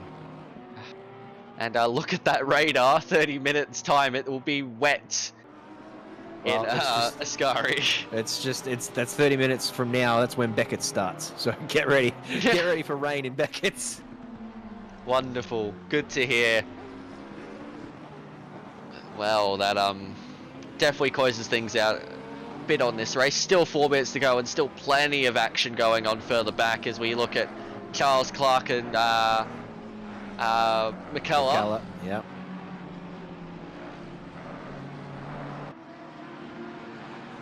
To have been, well, really battling it out all race. Just been stuck to each other. Yeah, Clark's been involved in a few incidents. Some his fault, some not, and it's not stopped him from racing. He's still looking really keen here behind McKellar. Yeah, 100%. He does not want to back down from any challenge. He wants to try and break as far ahead possible to reduce the impact of that 10-second penalty. Got a good run here, Clark, but I reckon he's carrying a bit of damage because just didn't get anywhere in terms of getting up behind McKellar. So down into turn one, filters in behind. I'd say he's carrying a bit of damage. It's hurting his straight line speed. Here's Charles Clark. Yeah, will not be doing any good. But he looks like he's still pretty good in the corners, so we'll be looking to gain some time there to try and get up the inside one of these quick corners. maybe get a nicer run onto this back straight. Yeah, look at McClaws. McClaws has caught up massively on Doug Wilson.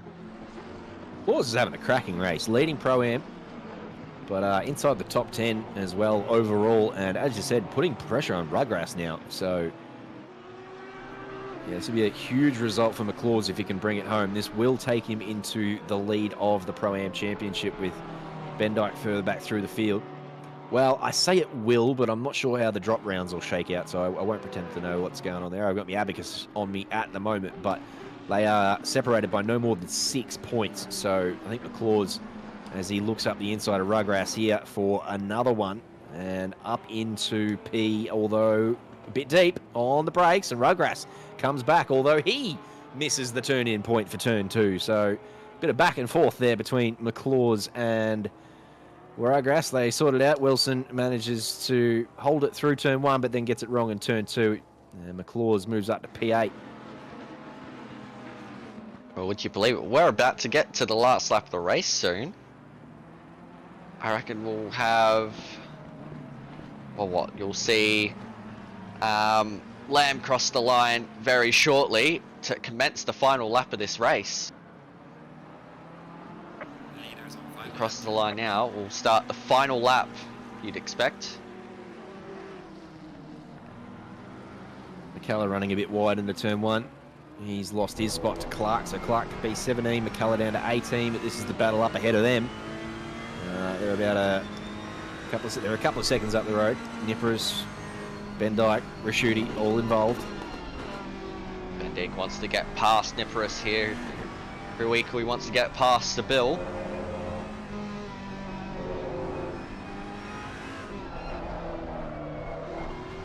I'm a little bit jealous of how the... Ooh! Wowee, his hands were all over the place there, Ben Dyke. He saved that nicely, Mitchell. You said it, not me. Oh, Nippers deep. deep.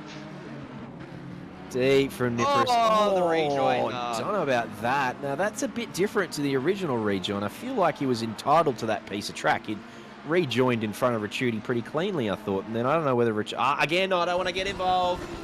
Let's let the stewards have a look at this. So, obviously deep from Nippers. I don't know. Yeah, I don't know. I don't know. I'm glad I'm not a steward for that one because that's close. I don't know. No, I don't think that's close. That you need to try and stay as close to the inside. You need to make sure that your rejoin does not impede any of the traffic around you. It's just like a zip merge as we take a look at Matthew Lamb crossing the line now. He wins here in Indianapolis for Split Ascari. Regan Herbert, after leading for so long, comes home to take P2. Still a mighty effort on the, well, what you'd think would be the worst strategy. Ali Kairudan extends his championship lead over John Sneakers, who finishes in P4. With Vediger will finish P5 on track. Will he drop any positions from penalties? I don't think he will. He should stay in the top 5. Poor old Nippers back here in P20. What could have been for Matty Nippers tonight was looking really strong after the initial wet stint. Clearly got the strategy right there, but then no fault of his own, got a bit of a whack from another driver which sent him back through the field, and then after the pit stops he's just been stuck in battles. He's had a huge gaggle of cars in front of him that involved Ferguson and McCullough and Clark, and Ben Dyke was there for a while. There's been we watched a huge battle. We had 8 cars in a train at one point. Nippers was stuck at the back of it, so unfortunate for Matty Nippers, but there's donuts aplenty occurring down here at the moment. Yeah, plenty of donuts happening here off the line, and look at all those boards being broken. You love to see it. And as the rest of the drivers finish up, that is the end of Split Ascari here. Matthew Lamb over Regan Herbert and Ali Kairudan. That is your podium, with Sadikas and Vediger rounding up the top 5. So Vediger holds on to that P5 despite the 15-second penalty. Still finishes 5 seconds ahead of Van Fleet in the end. McClaws managed to pick up a spot too as Zarski's fell back through the field. So P7 overall for McClaws. That's a really nice result for him. He's had a great race tonight. Yeah, I'd almost pick that out for driver of the day situation. That was really solid from McClaws. Just kept it super clean, even with the incidents that occurred during the race against him. So, yeah, interesting conditions here for Ascari tonight. What a fun race that was to watch. The hour absolutely flew by. We'll get some timetables to you shortly, and we'll let you know who won Pro-Am and Am class, and then we'll head over to Split Becketts, which is not far away. Becketts, of course, split blood. We're all looking forward to that. Aren't we ever? Well, let's take a look at the results. So it was Matthew Lamb on top, about 7 seconds ahead of Regan Herbert. Then we had Ali Kairoon P3, John Sneakers P4, Vediger P5, Van Vliet P6, McCaws 7th, Zaskus 8th, Wilson 9th, and Darwin in 10th, rounding out the top 10. In the Pro-Am, it was McClaws, Darwin, and Morgan, your podium. And in the AM class, we had Ferguson, Stockton, and Davidson, our podium for the AM class. Wow, what a race. Wow, indeed. I'm going to need a rest after that, but I haven't got time because now I've got to go jump in Beckett, so hardly time to collect me thoughts. But hopefully, Jean-Pierre Senegas and Michael Velasquez will take over and keep us all calm for the start of Beckett's. I do hope it is a little bit calmer than what we had there in Ascari, but I also don't, because why not content? Let's go. Jean-Pierre Senegas, welcome to you. Good evening. Yeah, expecting calmness from Becketts is a brave call, but we'll see how that goes. And Michael Velasquez as well. Hello to you, sir. Hello. Good luck with your race later on. Thank you, sir. Yep, I'm going to duck out right now and go and participate in that. Look how moist it is. Oh, let's go. All right. Calm down. It's only free practice. It could dry out by the time we get to qualifying. I'm going to get stuck in. Have fun, lads. Yeah, and I better jump out as well. I will leave yous to it. Thank you, Alexis. Have a good night. You too. Enjoy Split Becketts. Yeah, excellent. As we can see, it is wet, but unfortunately it has stopped raining. So I reckon we won't see rain in quali. But hopefully I'm wrong.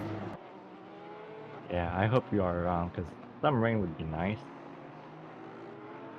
Then again, I mean, Split Becketts has proven that you give them any form of a racetrack and they will create content. So I don't think the moisture is necessarily going to add much.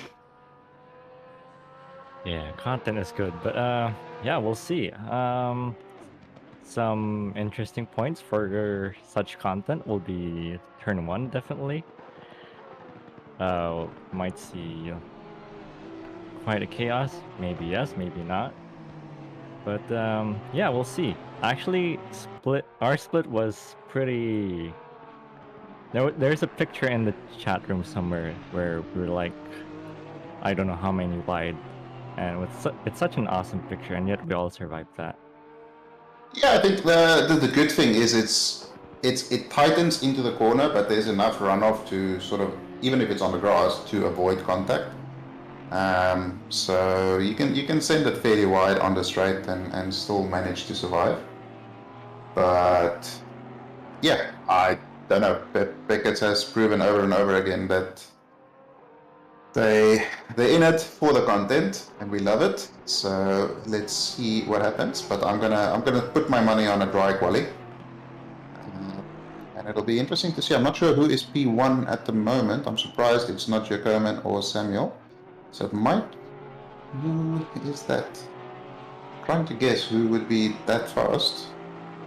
But yeah, nobody jumping to mind at the moment. All the guys I would generally assume to be in P1 is not in P1. Yeah, it's a mystery. We'll find out in probably a few seconds or so. Yeah, we'll be kicking over to qualifying in about 2 minutes or so as people finish their laps at the end of practice. MacDaddy asking if Yoda, Mr. Jacob Wedderburn, will be on the podium again. We shall see. I don't think it's the best track for the Honda, if I'm not mistaken. I think it's roughly on par with the Beamer. So should be an interesting race for the guys in the Hondas. And safety cars getting some laps in. Well, I mean, I don't know if you saw in the previous race when the safety car bended when he came in, so it seems like it's an important thing. Okay, yeah, I didn't notice that one.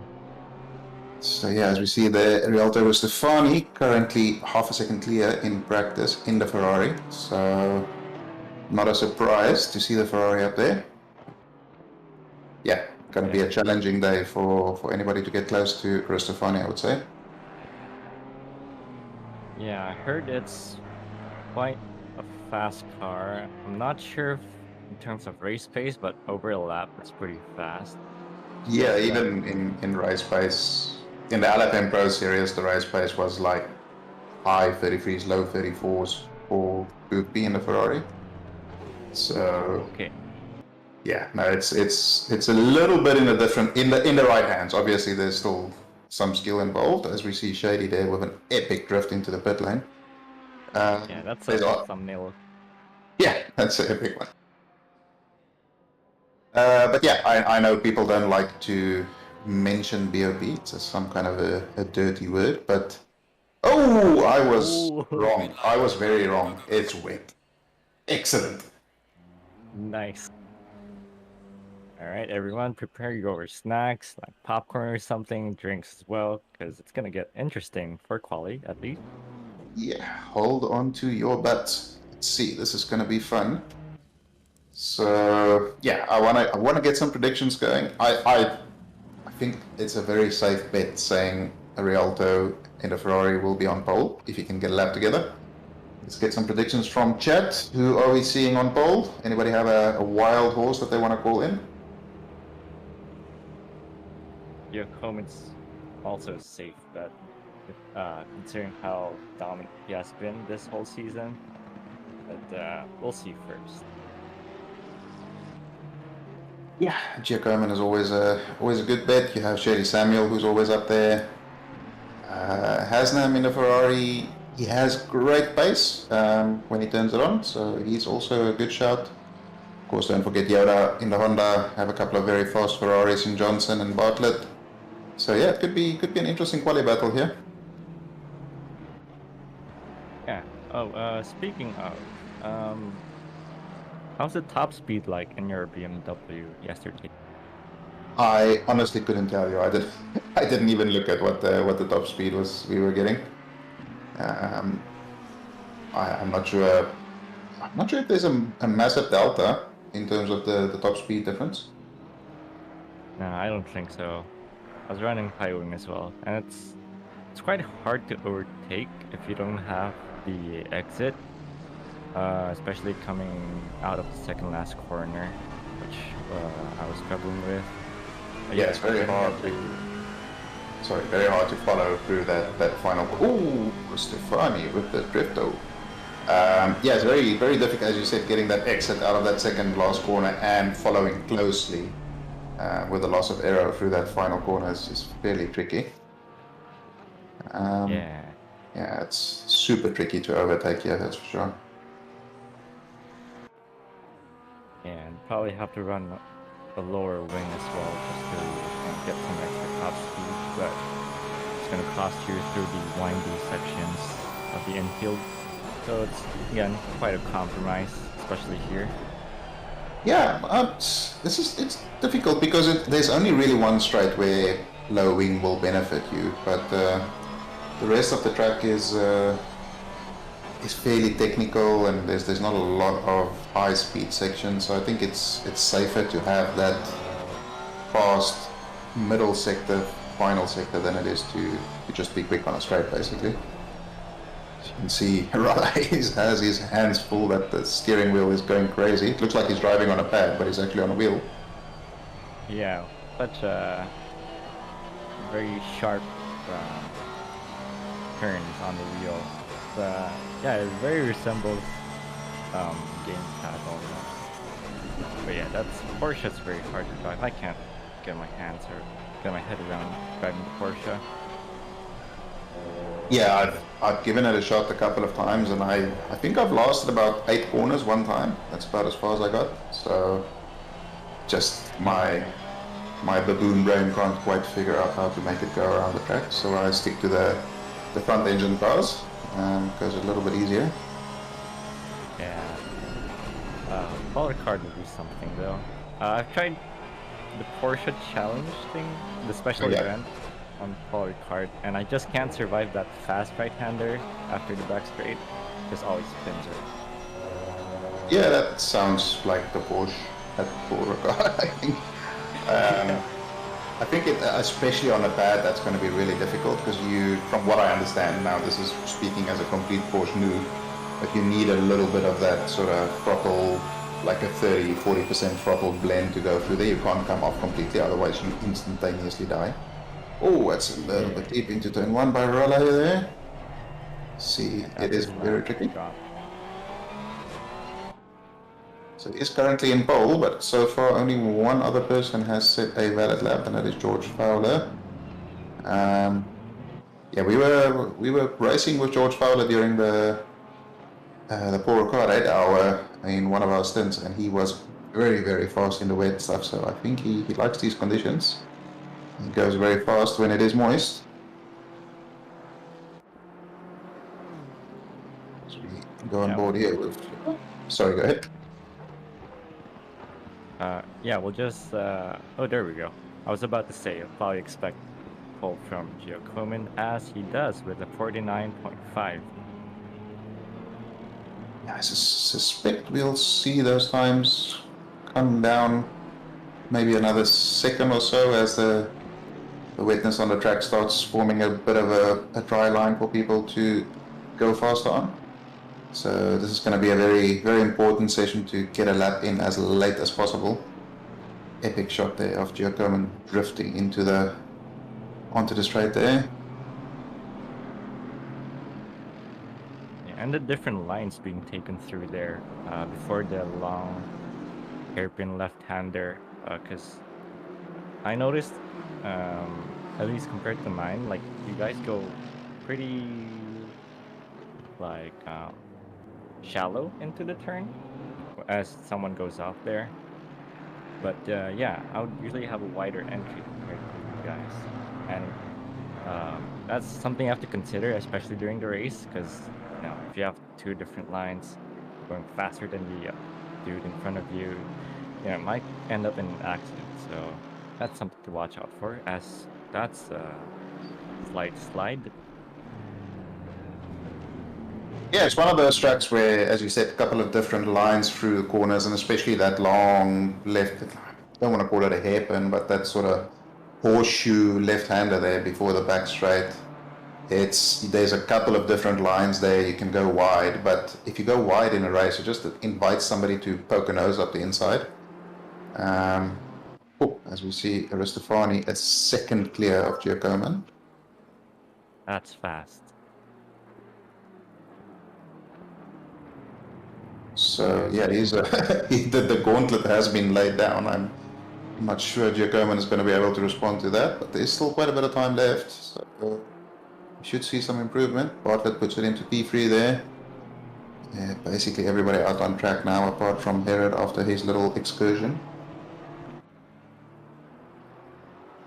So yeah, it's I've noticed in the chat room there's been a little bit of grumbling about this track, people not really liking it. I'm really enjoying it. I find it's weird saying it about an oval infield track, but I really enjoy the flow of the infield section. There's very few corners that like really annoy me, which is rare for a track. Like most tracks has at least one or two corners which I just can't get the hold of. As we see Brad Grant, speaking of not getting a hold of the conditions. But yeah, I'm really enjoying this track. I don't know how you feel about it. Yeah, some corners as well. Pretty much exactly the same as your opinion. Some corners I just can't get a hold of, but it's got some sort of flow to it. I really like the first sector, the left right before coming onto the turn 2 of the speedway layout. That one's pretty fun, even though it's a bit hard to get it right. got a nice flow to it. But the second to last corner, the left-hander going on to the main straight, that one's very hard and probably the most important corner if you want to overtake someone. Yeah, absolutely. Yeah. It's a fun track, but the thing I found for me personally is I didn't benefit from like pushing really hard to try and brake as late as possible. Brake a little bit early and carry quite a lot more speed through the mid corner was what really improved my lap times quite a lot here. So not sure if that's just me or maybe better way of driving the track, but I don't think it's like a really push hard track to benefit from. Yeah, especially when there's a lot of grass instead of runoff in some parts of the track, as well as a wall on the outside on the speedway layout. So yeah, I hit that wall yeah. about 3 times last night. So. Yeah, I've done that once as well. Thank goodness there wasn't any damage. But you can get away with a tap and not get any damage at all when you hit the wall, especially that right-hander. I should get the turn numbers correct this time. But that right-hander, when you get onto the turn 2 speedway layout, before you sort of get into the infield again. As we see, Shady Samuel has seen the gauntlet laid down and said, well, I'll have a go at that. And he has gone 1/10 clean of Ristofani up at the top. Jacoman has improved, and he improved some more, half a second clean. Or clear, sorry. You can see the track is definitely drying out, ramping up a little bit, so I reckon we'll see those times still come down quite a bit. I think we're in for a thrilling end to this qualifying. Jacob Weatherburn up into P4 as well. George Fowler, the Pro-Am, still sticking it out there. Ooh, Brad Cook, a little bit deep there. Not the first one, as we can see, with all the boards there. Yeah, that's some chaos right there. Lots of board deaths we've seen this weekend. So rest in peace, boards. Yeah, the two corners on the speedway turning into the infield, they're both, the braking zones are so finicky with just missing it by like half a meter and you're completely off track. So it's very precision-based corners. So yeah, this is where is everybody basically out on track. Brad Cook will get back out on track after his off-track adventures. Oh, speaking of, there's one that just cooked the first corner. Actually, never mind. He's still on a lap. Just went wide a bit. Yeah, it's certainly possible to go fairly wide there without losing too much. See, Matthew Herrod pops it up into P6, Jamie Convoy pops it up into P8, so carefully P5. Everybody improving very quickly. See Audi Cross in the background, not seeing much movement there. Yeah, Law pointing out the M2s were great fun to race here. Yeah, it's not my favorite track that I've driven the M2s in so far, but it was fun battling as well. Some close battles.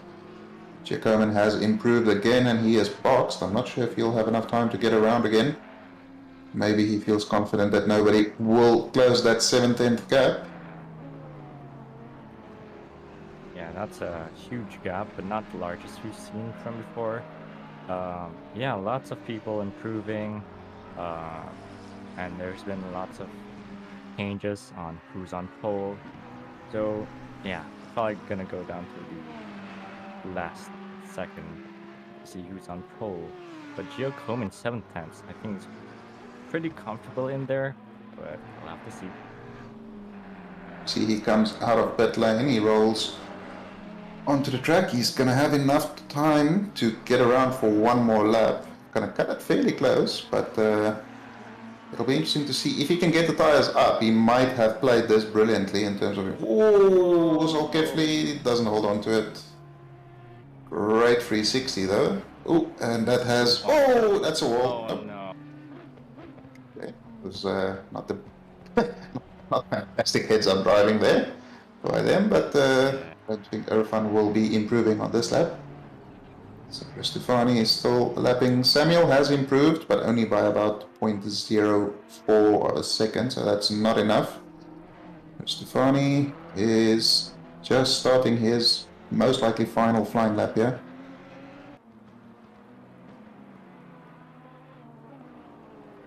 So, yeah, as we saw, Weatherburn has improved again. He dropped down to about P9. He's back up to P7. He'll be most likely on his final lap as well. As we see, there is a yellow flag in the final sector. Got him moving again, so shouldn't really be impacting anybody.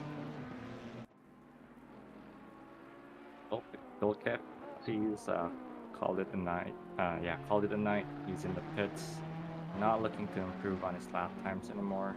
So he's gonna hope to stay in P6 as best case scenario and not get overtaken by other people.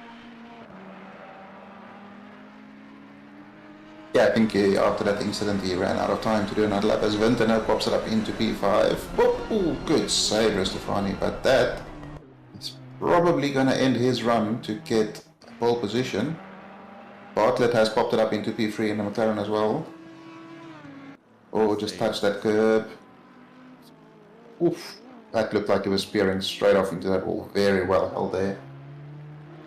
Yeah, kudos to him.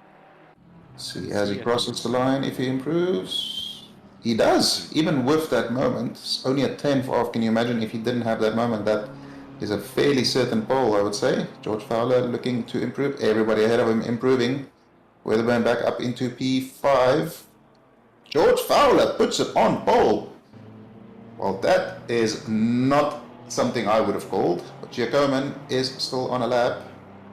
It's about halfway through his final flying lap. Will be interesting to see if he manages to improve. It looks as though the track is rapidly ramping up. I mean, George Fowler is going to be chuffed with that lap. That is a fantastic lap. Yeah, it is indeed very fantastic lap. So actually, we have, I believe that's Relahi at the in front of Giacomin. So we'll see Looks like it, yeah. where they end up. Probably. I don't know. My bet's still on Giacomin for this, but Yeah, seems safe. Samuel also still on a lap, so he's still in with a shout. On the final corner, this might be impacting Giacomin a little bit with Ralahe going slower than he would have liked.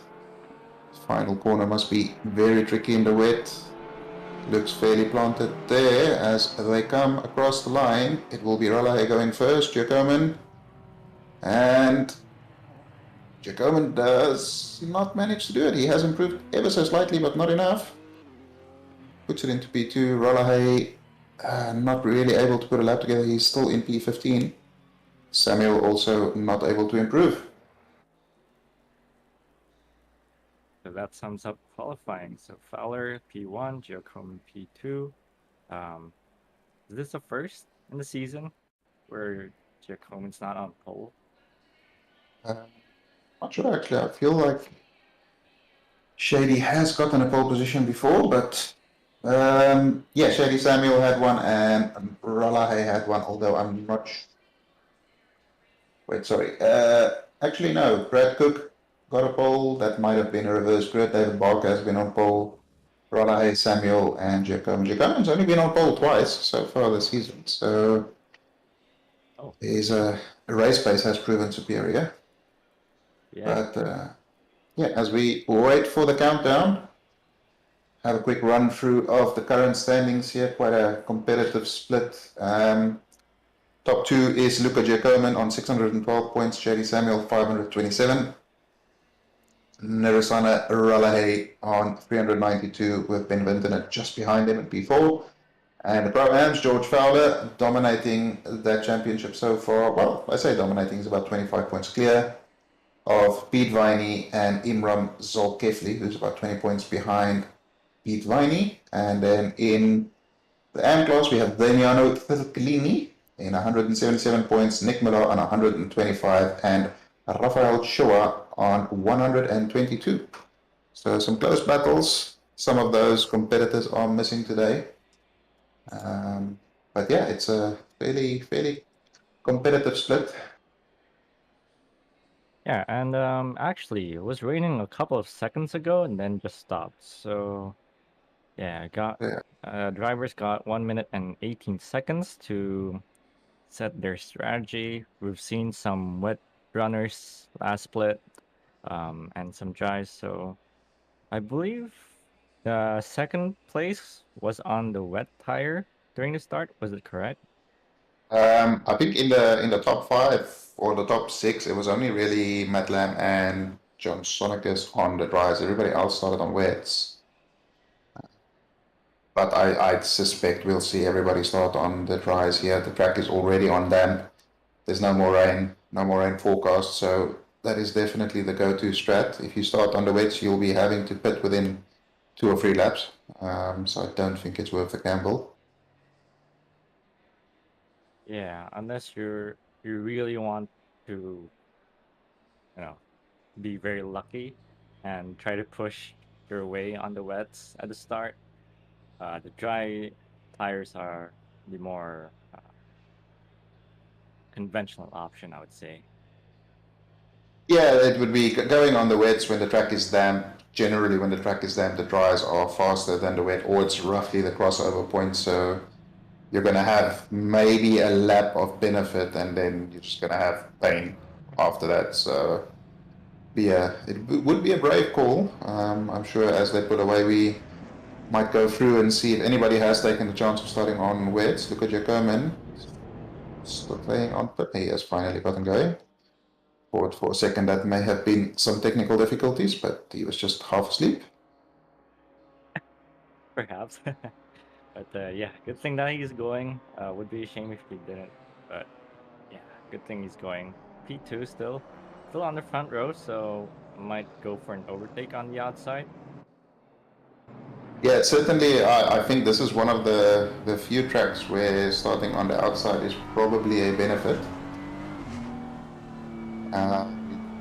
As we saw yesterday as well, it's easy to brake late and go a little bit deep into turn 1. See there, Fowler's on the dries. Oh, that looked like Jacoman on the wets. That is a interesting call. Okay, well, this will be interesting to see. I think that may have been a bit of a mistake. A couple of other people. Samuel on the wets. Tries. Yeah, that's interesting. Okay, so there's quite a few people on the wets. Quite surprised to see that, I must be honest, but we'll see how this goes. Yeah, I'm surprised as well. I would expect it like 1 or 2 maximum, but a lot more than that. Yeah, honestly, quite a surprise. Maybe they know something we don't know. I don't know. We'll find out in about 1 minute, as we will start going double file fairly soon. People already going triple file there. Not sure what the reasoning is there. But yeah, just to go through the grid, we have George Fowler, the Pro-Am on pole, Luca Giacomin, Ristofani, Samuel, Cook, Weatherburn, Johnson, Bartlett, Vintner, and Herod is your top 10. Your leading AM class driver is Thurkelini, still asserting dominance in that AM class as he's already winning the championship, followed by Zach Graham and Hugo Chan. I think it's Hugo. I'm just making up the names now. So H. Chan. So those are your top 3 AMs. Derek, we just went through if you're in the correct HUD, like in the racing HUD, you can see the tires that are selected. You can also, there's a visual difference on the actual tires, but I can't remember exactly what it is. I think the wets don't have yellow writing on the side. Yeah, the ball is answered for you before. It was showing up in the bottom right. As we come around the final corner, the Junetta has gone off into the pits and hasn't bended, so that's already an improvement. George Fowler leading the way. I would hazard a guess to say that's one of the first times he's been on pole in a Sprint Series race. As we wait for the lights to go green, and it has gone green. Seems like a fairly even reaction. Ristofani looking to make it 3 wide. Samuel saying, I can top that, make it 4 wide. George Fowler has had a pretty poor start. Giacomo already in the lead, making it 3 wide into the first corner. Shady Samuel trying to hang it around the outside. That seems to be successful. There is Weatherburn into P4. George Fowler on his outside. We have a little bit of contact there. Whistle carefully, but they keep going. Brad Cook. Ooh, Pete Viney just on the outside. keeps it nice and clean. Oh no, there's a big impact there on the back of Herod Oh. there, and that is a freaking car park. Yeah, Amazing. that's a safety car. Hopefully, that's a lot of damage. I mean, it's Becketts. What more do we have to say really than it's split Becketts? Yeah. Speaking of, we have a confirmed safety car. So safety car, everyone's gonna slow down. But yeah, turn 1 was actually alright. Turn 2 is where the chaos started to, simmer. Then all hell broke loose into turn 3. There was actually a 4 wide moment into turn 1 there. Yep, and fairly clean as well. Well managed by everybody. 4 wide into turn 2 as well. And then there was a little bit of contact with, I think it was Zolkefli or Hasnam with a Ferrari into the back of Herod, and then just pile up into turn 3. Everybody just getting to know each other on a much more intimate level, becoming great friends. As we see, that safety car started leaving the pit lane about 9 minutes ago, and it just reached the end of it, so fortunately just in time. Yeah, one of the worst pit lanes to have a drive-through at, I'd say. Like just before Spa, I think. It was could be very wrong. close. I'm it's not sure in terms of length. Maybe somebody in the chat knows the correct numbers. In terms of length, I'm not sure, but I prefer this over Spa because Spa has it's the only pit lane where you have to brake for a corner in the middle of the pit lane, basically. You have to lift off to go around the hairpin, whereas fortunately here it's just a straight line. So it's put the pit limiter on, put a brick on your throttle pedal, and just go have a wee, make a coffee, and then come back and leave the pit lane, basically. Yeah, pretty much accurate, that one. See a couple of cars here pitting for damage. Those cars will not be able to serve their mandatory pit stops. And for those who are unaware, you can see a little orange 1 on the HUD. That means cars that have to serve a pit stop. Once that is green, they have served their mandatory. But there is a pit window that opens 5 minutes into the race and closes 5 minutes before the end. So yeah, they won't be able to serve these. These will just be repairing damage, catching up back to the queue, and continue racing. In terms of strategy, it looks like the wet runners are going to be, I don't know, they're not going to be pleased because now it's greasy and it's under a safety car. So yeah, no chance they get to use their wet tire advantage if there was any at the start of the race. So dry is looking like the better option to start with. Oh yeah, absolutely. I think it was always a gamble on the wets, especially with the threat of a safety car. If there was no safety car, it might pay off. You might be able to get a couple of good laps in and then pit fairly early. But yeah, with the safety car, that strategy is a bit more challenging. But then again, in the previous race, we did have the same kind of thing happen, and the cars that started on wets managed to get the undercut done. So we might still see that. Yeah, there's still plenty of possibilities. We'll have to see, especially with Gio Coman being very fast in general. Probably see him still being at the top at the end of the pit window. It'll be interesting we'll have to see race director, if it's possible, to get a replay of the start, just to see if Fowler just made a small mistake in terms of reaction, or maybe did a me and started in second gear or something, which I've certainly never done. Actually, third gear, sorry, I apologize. See there, so Giacomin gaming the start a little bit being ahead, and Fowler just had a very slow getaway. Great start by Restefani and Samuel there, Weatherburn as well, pushing up quickly. Yeah, Fowler just maybe caught napping a little bit, not sure, but managed to get through nice and clean at least. Yeah, at least he survived. We get some confirmation from the Kovac Strategy Center, the people back at the factory. with the algorithms at work confirming that dries are the correct strat. We shall see. We shall Sure. see indeed. Giacomo with the fastest lap, so he's already pushing that pace. I reckon we will see a few little stragglers at the back. They catch up to the back of the queue, and safety car most likely peeling off at the end of this lap.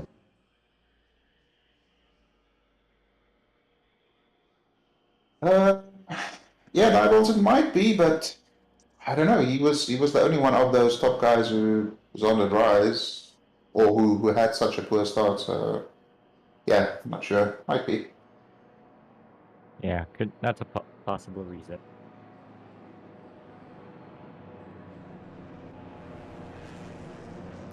Yeah,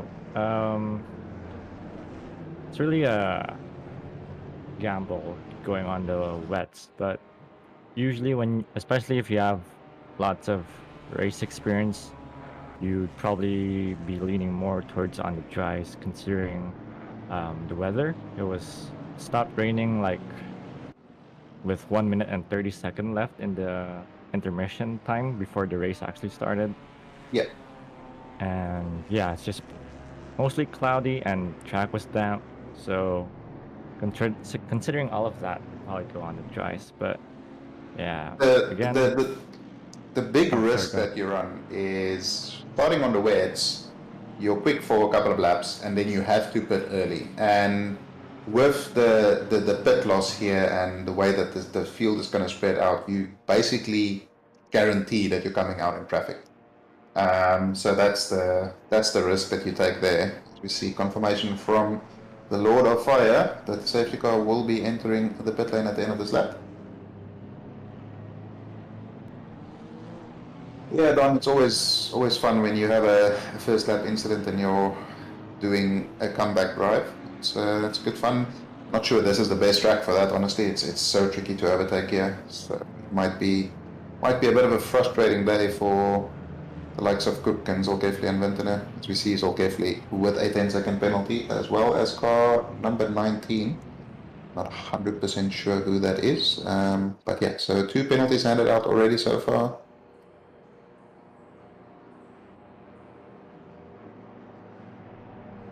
Here we go. Leaders bunching up the field. We're still single file, as that would be with the safety car. Giacomo takes control. Samuel has been very far behind. Oh, Samuel dives into the pits. Interesting, he started on the wet, so that might make a little bit of sense for him there. Pit window is open now, as we have gone racing, but Giacomo has a massive gap already. I'm not 100% sure why Samuel was so far behind. Not exactly ideal for those behind him either, but we might have a free wide moment here. Fowler looking interested to make it free wide on the inside. He backs off a little bit. Weatherburn tries around the outside. Cristofani hits the apex perfectly and ties it in nicely. Everybody settling in behind each other there. Viney up to P6. He didn't have the best qualifying, but he had a great start to the race. Looking for a move around the outside of Bartlett in at McLaren. He's almost alongside. This is a very tricky corner to go flat, especially on these tires that are not going to be warmed up. And everybody settles back down a little bit. Hamanto looking for a move around the outside. Not an easy place to do that. Viney holds on, and we get onto the back straight. Weatherburn up ahead, going a little bit slowly. That's going to invite Fowler to try up the inside of falling corner. Bartlett says, I want to join this party, and it is almost free wide. Fowler is clear already, but Bartlett might get through.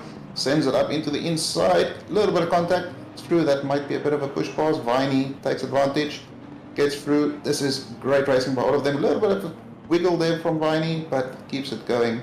Weatherburn is the biggest loser out of that little battle there, and we are racing.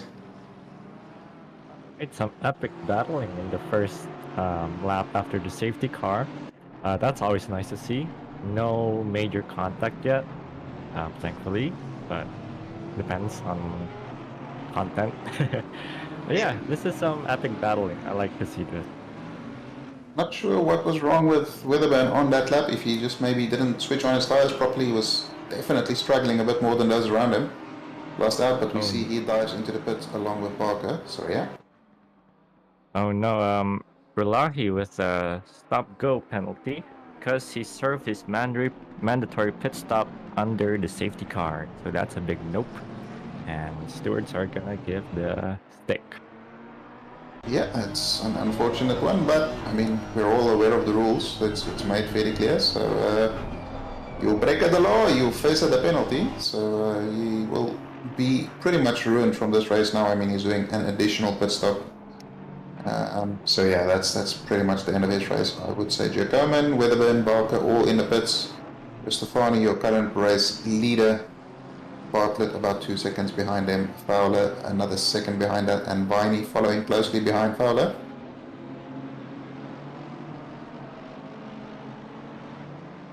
See Scotty Rockford there behind Hugo Chan. Hey, I guessed the name correctly earlier. That was nice.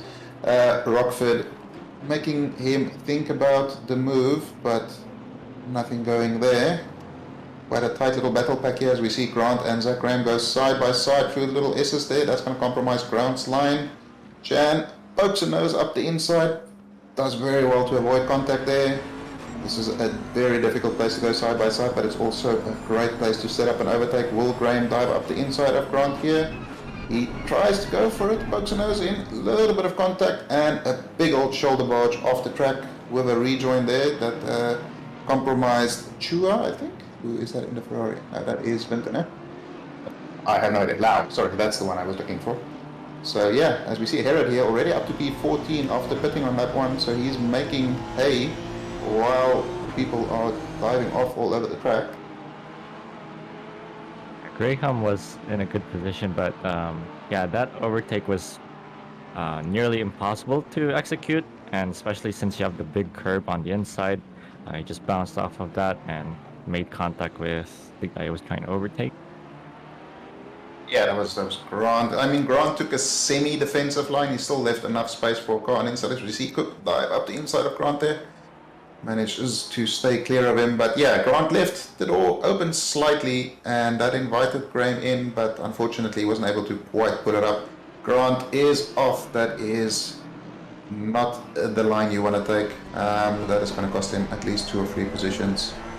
And we see Zorkefli still making his way through the field here. Herod now up to P12. Great recovery so far from him. I can't help but not notice what is this, metallic or satin metallic wheels on the 63 Porsche of Greyhound. Very shiny wheels. Yeah, you're not gonna get any approval from Malek there. He's not a big fan of the colored wheels. I'll try and stay out of the... Ooh, Vintner with a send on Herod, and Herod receives his second bonk of the race. He is going to be fuming. That's unfortunate for Vintner. There just seems like he missed his braking slightly and balked Herod off track. That'll be a good amount of damage, and safely guessing that will be a penalty for Vintner. As far as I know, they're both teammates, so I'm hoping they're not in a team speak or something together, because there might be some words going around. Yeah, either some words or some awkward silence.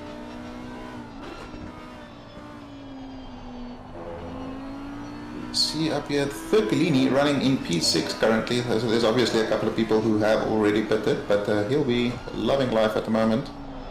Restefani up the front has upped that gap to 4.5 seconds to Bartlett.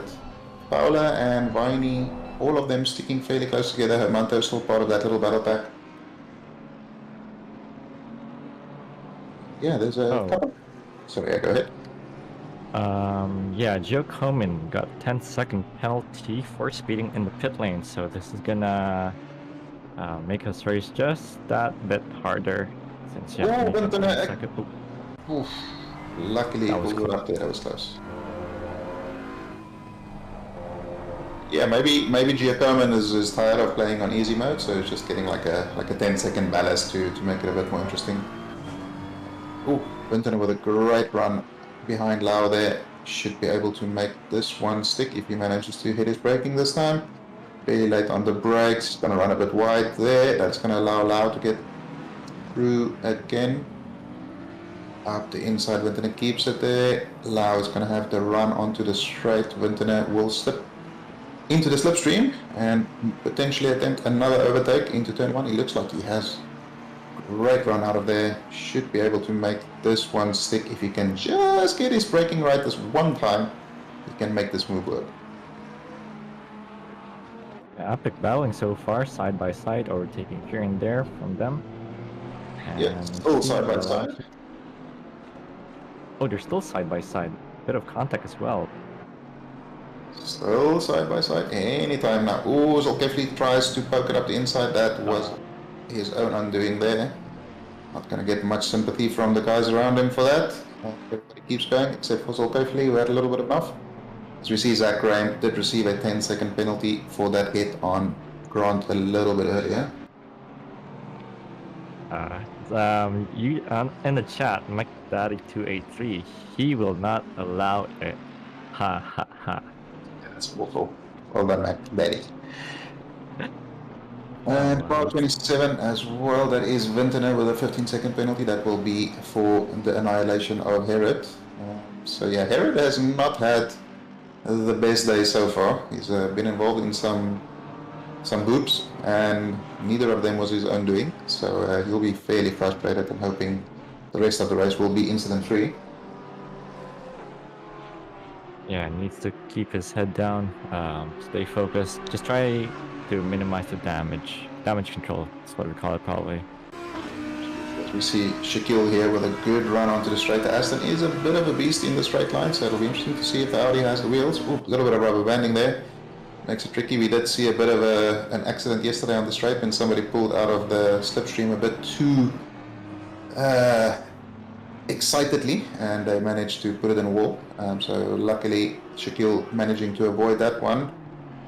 Thirkelini might be under some pressure from Irfan. Never mind, he has run wide and Irfan is through, so no pressure there.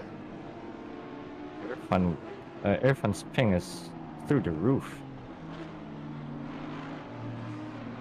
Yeah, I think his ping is always fairly high. I'm not 100% sure where he is, but his car seems fairly stable most of the time, so it shouldn't be too much of an issue.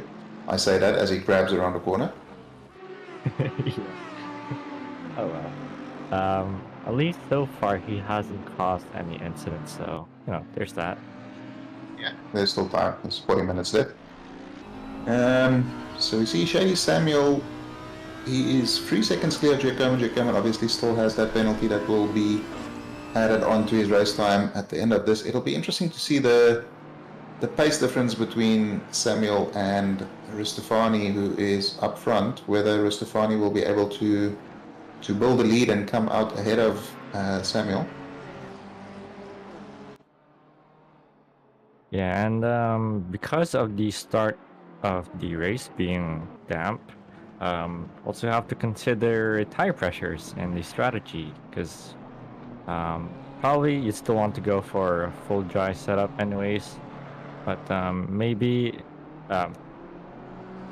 especially if you didn't set up your tire pressures right, it could make your race go fairly well or chaotic.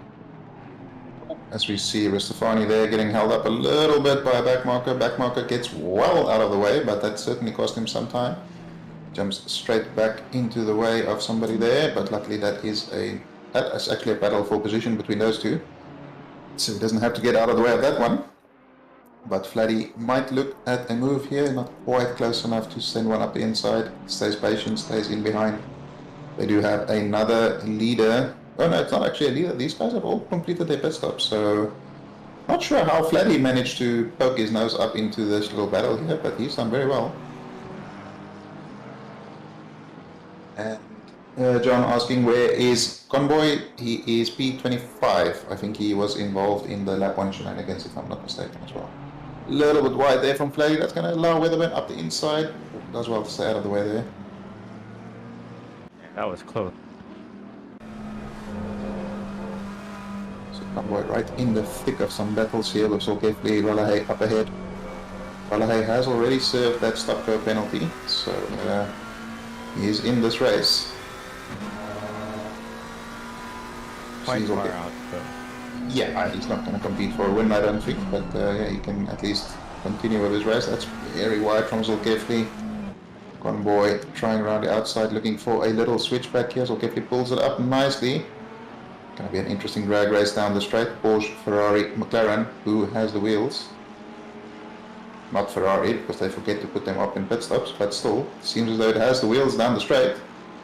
McLaren looking very powerful as well. Will Convoy make it 3 wide? Send it up the inside. No, he backs out. Discretion is the better part of valor, as they say. But he's sent in behind. Ralahay makes it 2 wide again on the inside of Solkepi now. Hopefully they can avoid contact this time. And Solkepi is finally clear.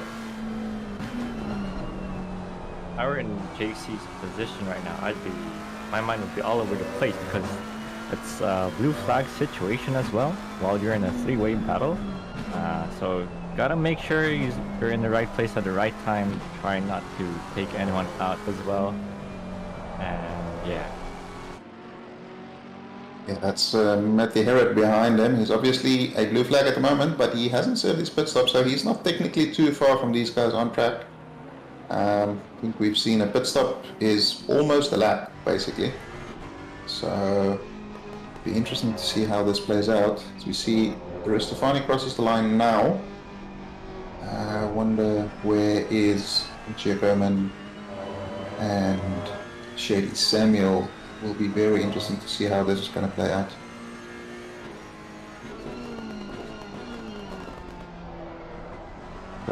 Giacomin hasn't really closed the gap on Samuel all that much. The gap behind Giacomin is fairly large.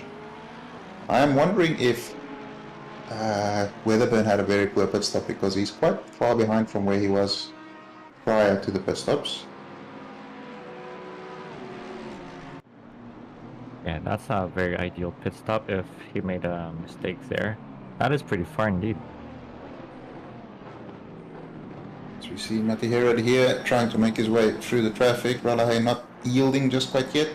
It's always so frustrating when you're fighting for position and there's a leading car coming through. Especially in this case where Herod is like, he's not technically that far ahead of them, but in on track he's a blue flag car, or he makes a blue flag, so must be fairly frustrating trying to fight your battle with the car ahead and get out of the way all while managing the pace. Yeah, and it's been exactly 1 lap since he's been behind Rilahi and Ristofani. So yeah, pretty sure he might be a bit frustrated as that was a pretty close call. There we go, as Rilahi finally releases it. Yeah, that must have been a fairly frustrating lap. But that's a benefit for Convoy as he's right onto the back of Ralahay again.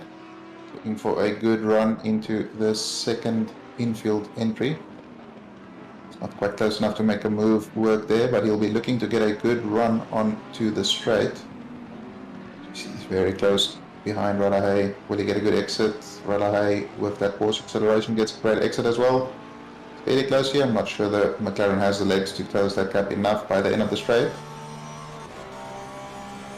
I might be wrong, however. Seems to be closing in fairly quickly. Fairly quickly indeed. Moves to the inside. On speed.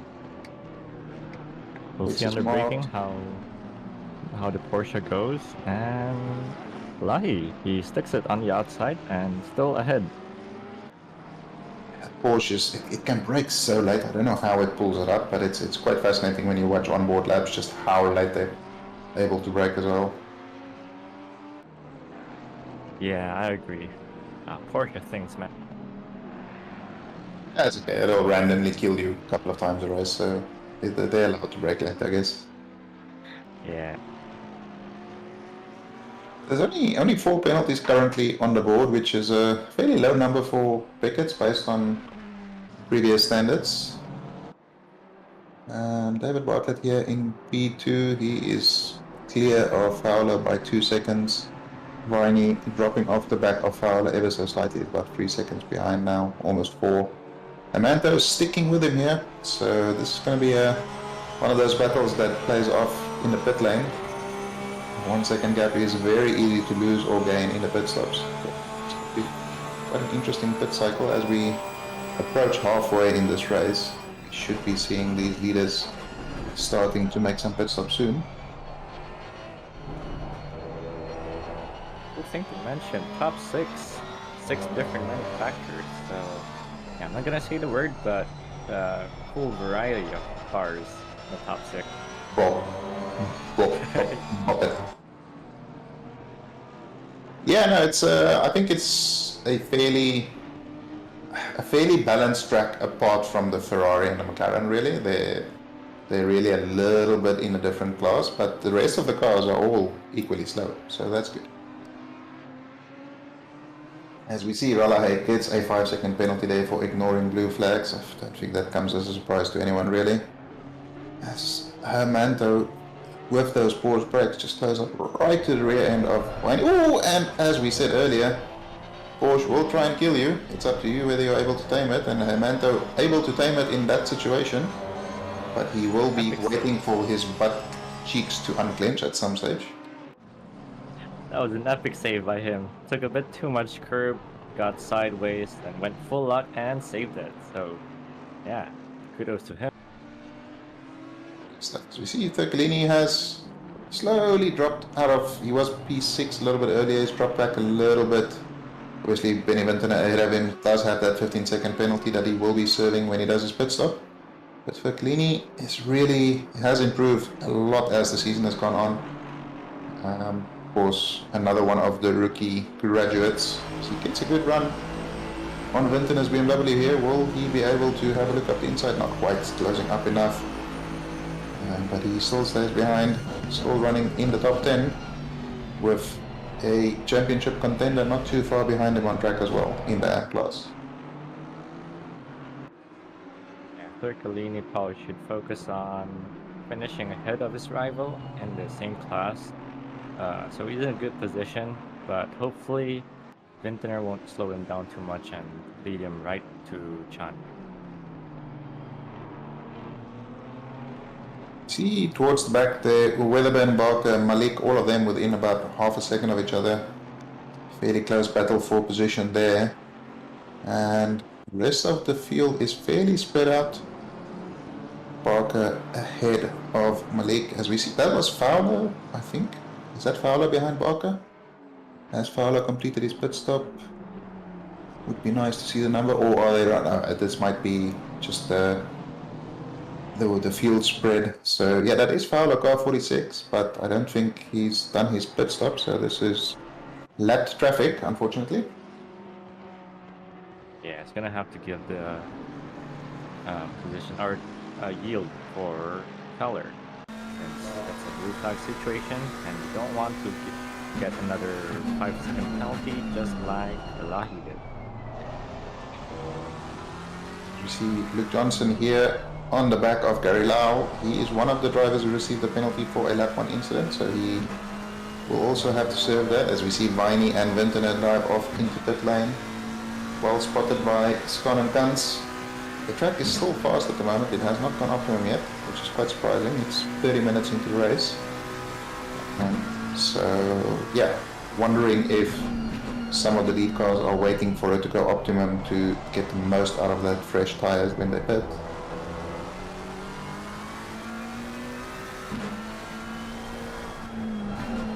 So it would be interesting to see now where Viney comes out with regards to Weatherburn, Barker and that little battle there. So I reckon that's roughly where he was running before the other drivers made their pit stops. Johnson with an interesting line there, keeps it nice and tight, a little bit of a wiggle. Should get a good exit here. Such a tricky corner to get right. As we see, Lau does not get it right that time, manages to save it, but that's going to give Johnson a very good run down the little straight here.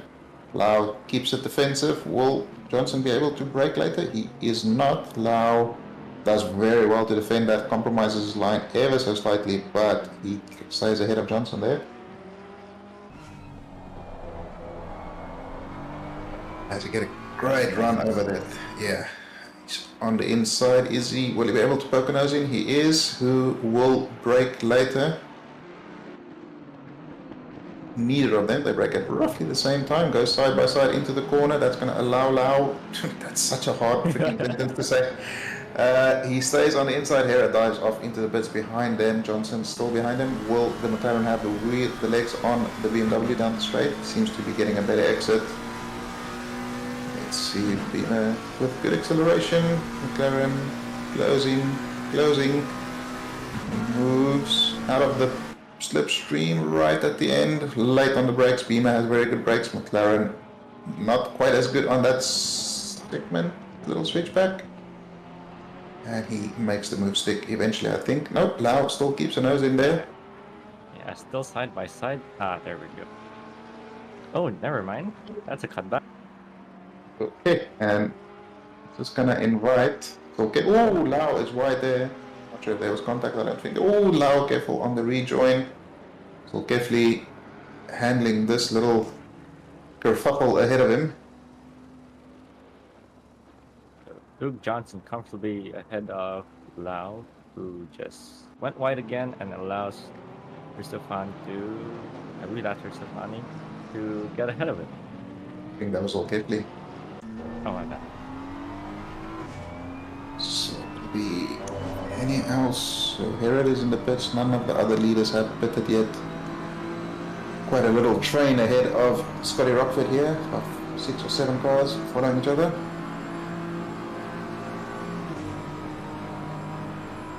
Some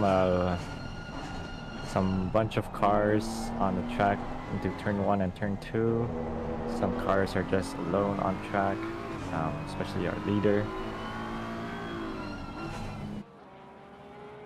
Yeah, I'm really fascinated to see how this is going to play out with Samuel and Ristofani once the pit stop is done. We haven't really gotten a gauge on the pace that either of them are running. So yeah, really no idea how this is going to play out for the lead battle. David Barker looking on the inside. Not quite able. It's such a that curb there pretty much nullifies that sort of late dive in there because you just simply can't go over the curb. So you need to be fully side by side by the time you brake, otherwise the move there is almost impossible. Yeah, I agree with that. It's very hard. That's what makes the track sort of hard to overtake. It's those curves on the inside. Oh, look, looking up the inside of Barker there, they have Fatty Malik and Scotty Rockford just behind them, so any small mistake could cost you 3 positions here if you're not too careful. Still nobody pitting in the top couple of guys, so I reckon surely they must be waiting for an optimum track just to benefit from that, but they're running quite long as Barker goes a little bit deep, manages to pull it up. That's going to give Cook a good run into turn 3. Barker is slapped with a 5-second penalty for ignoring blue flag. It's very unfortunate. I'm assuming that was for Fowler. As we see, Fowler's just ahead up track there, ahead of Weatherburn. So maybe he was held up a little bit by Barker there. A little bit wide there by Flatty Malik. Scotty Rockford looks up the inside, not quite possible, as when you do that double apex you get great exit speed there. All 4 of these guys, you can throw a blanket over them. Probably might cause them to miss their braking, but very close to each other on track. Nobody making any mistakes. Malik very deep into the braking, then manages to put it up behind Cook. Fortunate for Barker to get the 5-second penalty, because this means that... Oh, he goes wide. Yes, Very wide. Oh, manages to keep it going. Oh! Alright, I was about to say he might end up at the back of the train because of the 5-second penalty. Oh, and he misses. Oh, he hits my leg. Oh, no. I would have been dirty tires, late braking. That's a very unfortunate incident there. Oh, and the rejoin. Oh my Nearly goodness. kills an Audi. Okay, so... Alright, that was so close. Yeah, that was not ideal. Ristofani into the pits. Giacomin has closed up to the back of Shady, although he does have that penalty, so kind of irrelevant, but it will be interesting to see where Ristofani feeds out into all of this. Not sure if is he moving already in the pits or... I can't quite tell. I think he might be. Can't be that far ahead, can he? Surely. Oh, never mind. He's just crossed the start-finish line. Oh, 222, sorry, I was looking at the wrong car number, never mind. I'm a baboon. Okay, so he will be boxing soon. I reckon. Oh, has he left his box already? Yeah, I think he so. has then, but this is gonna be not all that close, I would say. Although I've been wrong like 9 times in a row now, so it might be very close. As they cross the start-finish line, he crosses the pit line. So ahead. it's well ahead, but they will be carrying more speed into this braking zone here. So it's going to be fairly close, maybe 3 seconds or so, the gap. Now the challenge will be for Samuel to try and catch up with that Ferrari. I'm not 100% sure he has the pace in the car today. And you said as we see a couple of yellow flags there, I think we have had an incident, car 94 it looks like. Yeah, so more dramas there for somebody. Sideways a bit. Maybe a little bit of a missed braking here by Lau. A bit late on the brakes. They tries to pin it up inside and just boops Luke Johnson around. Unfortunate event there. Yeah, that's an unfortunate but avoidable incident, probably. Usually, if you miss your braking point, you probably want to go on the outside so you don't Yeah. boot into the car in front. So yeah, probably receive a penalty for that. We'll see an update from Mr. Firelord. Yep, as we see, Jacoman has gotten past Samuel. So I think Samuel will be looking to stick to the back of him, maybe if Jacoman can close up to Ristofani up ahead. He's not in this battle. I'm not sure he's going to pull a 10-second gap on Samuel with only 22 minutes remaining. But I'm sure Shady would look to close up to the rear of Ristofani and potentially go for this win. Yeah, I think it's the right choice to just let Giacomin pass so that you can follow Giacomin to Ristofani, since Giacomin seems to be a bit faster than Samuel. So yeah, I think that's a great call that just let him pass, even though they're sort of fighting it out. But again, Giacomin has a 10-second penalty. As we see car 130 with a 15-second penalty, that was Barker for the earlier incident there, and then as well for car 94, Gary Lau, for that incident we just saw on the previous lap. Some penalties getting handed out. The Christmas tree is lighting up a little bit. We're seeing a more Becketts-like timetable. Say more red boxes. It's what we not like to see, but it's what we're used to seeing. Becketts. Yeah, so for Barker, that adds up to a total of 20 seconds of penalty. That is hold not on. ideal. Irfan 404. He has a 10-second penalty for speeding in pit lane. Well, I don't know. I've had my share of. I mean, we can ask your opinion on it. You're fairly good at getting those. Oh well. No comment. Fair enough. So Thurkelini has been jumped by Chan in the pit stops as well. So he is behind Chan now, running second in the app class. Chan running in P13, which is a very good showing for these AMs here. Although Thurkelini does have a very angry Malik behind him after a recent incident, so he'll be looking to get through, march back up the field again. Yeah, Chan previously in the race was behind Thurkelini, so that's an important overtake for the standings. But yeah. So you see Manto has done his pit stop. Has he come out ahead of Viney? Can't quite tell at the moment. Once the timing table updates, we'll be able to tell. As we see here, Sakil with a great run out of the final corner, looking for the move up the inside of Vladimir Malik into turn 1. Will he be able to brake later? Such an easy corner to miss your braking. As he does there, you will see he goes quite wide. Manages to put it up fantastically. Gets the move done. Vintner is looking interested in getting his part in this. He has served his penalty. He is now racing for position. As he tries a little move up the inside there, just forces Malik wide. Malik touches the grass, manages to keep it going straight, but Vintonet does get through. And Malik loses position, and 2 positions actually there in the space of about 3 corners. Yeah, that's not a very ideal situation. Probably still needs to clear his head, especially after losing 2 positions. But you know, still got 20 minutes. Hopefully, as we have a dive from Shaquille. And Oh, he switched his car off there, I think. yeah. Oh No, maybe no, not. No, he's he's going again. gone. Oh, but Vintonet has lost out badly there. That is a very second-hand looking BMW. That's not going to buff out, I don't think. Yeah, that was a very hard hit from behind. That was... Oh, Vintonet. Oh, I mean... who was that? Shaquille just parked it on the apex there. What? Bit of Yeah, a it looked like it wasn't weird accident. accelerating. Yeah, that's Shaquille. So it looks as though he wanted to avoid the incident and then proceeded to cause another one by staying on the brakes, Yeah. unfortunately. So that's unfortunate, but we see Joe Coleman there get past Zach Graham. Zach Graham running in P3, a little bit artificial at the moment as he has yet to complete his pit stop.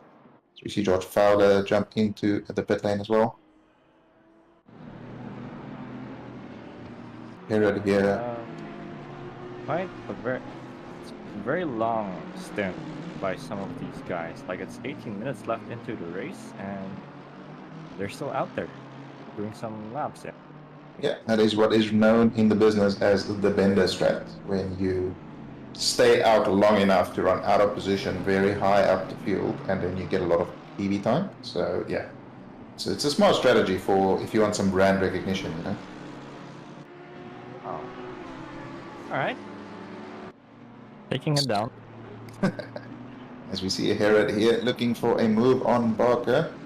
Of course, Barker has 20 seconds of penalty, so he's actually fighting cars a little bit further down the field.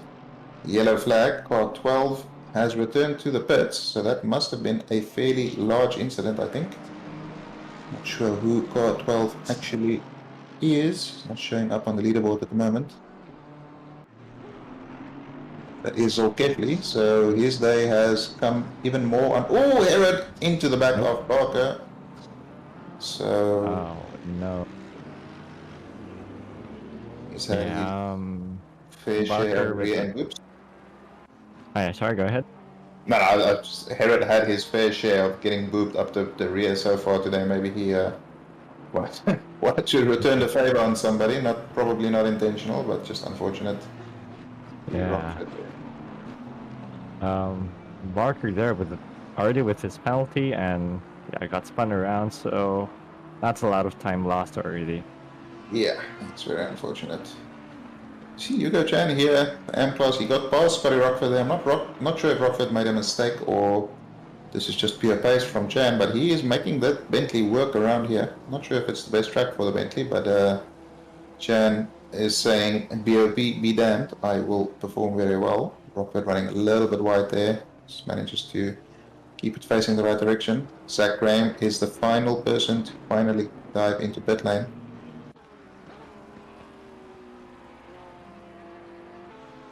So yeah, it seems as though Stefani just has way too much pace for anybody behind him. He's almost 8 seconds clear now, just racing away at the front, doing mid to low 35 race pace on a fast track, which is quite rapid pace, I would say. And we see man's on another level.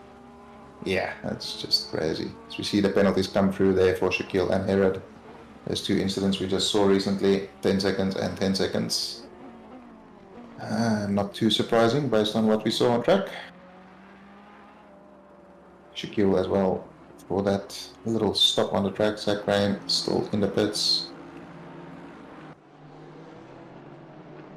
So that moves Rockford up another position. Pete Viney quietly running in P5. We have 3 Pro-Am drivers in the top 5, so yeah, the Pro-Am tag in inverted commas. Yeah. Pretty rapid around this track right now. Yeah, Paula and Viney, they think they're still legit pro-ams. They definitely benefited a little bit from some incidents earlier in the race. I mean, Fowler obviously nailed qualifying in the wet, but Cristofani is certainly up for a review on that pro tag or the pro-am tag. But Viney's race is not done yet. He still has a very, very rapid McLaren right behind him, who will be looking to make up some positions. He runs a little bit wide. That's going to most likely allow Barter to get a fantastic run onto the main straight here and probably just drive past him. Yeah, already side by side. Sorry, JLS, I saw that before you deleted it. You said he would qualify top 5. So, no. As you see, Bartlett there makes the move fairly easily, moves ahead. He will be looking down, or looking at chasing down Fowler, who's about 3.5 seconds up the road. Viney's livery reminds me of the Subaru sort of colors, especially the WRC car, like with the colored, The golden wheels. what's it called, brown? Yeah, golden brown wheels. Or bronze wheels, what are they? I don't know. I'm sure Yeah, I think I'm sure Malak appreciates those colored wheels. Does love a good colored wheel. Yeah. At the moment, there's not really too many close battles going on track. Closest battle at the moment seems to be Herod and Shaquille. Okay, he likes these. Okay, that's good. Yeah, let's go. Malik did not. Rockford, I'm thinking Rockford maybe made a mistake that allowed Jan to get through, because after the move he has been all over him. Not able to make a way past at the moment, but I think he might have to pace on Jan. But we shall see if he... Oh, Herod takes a little bit too much cross, he just unsettles the car a little bit, but he pulls it up. Cuts all of that track. Track limits are very generous there. Dinner probably looking to not make some mistakes, as ahead of him is a bunch of drivers with penalties.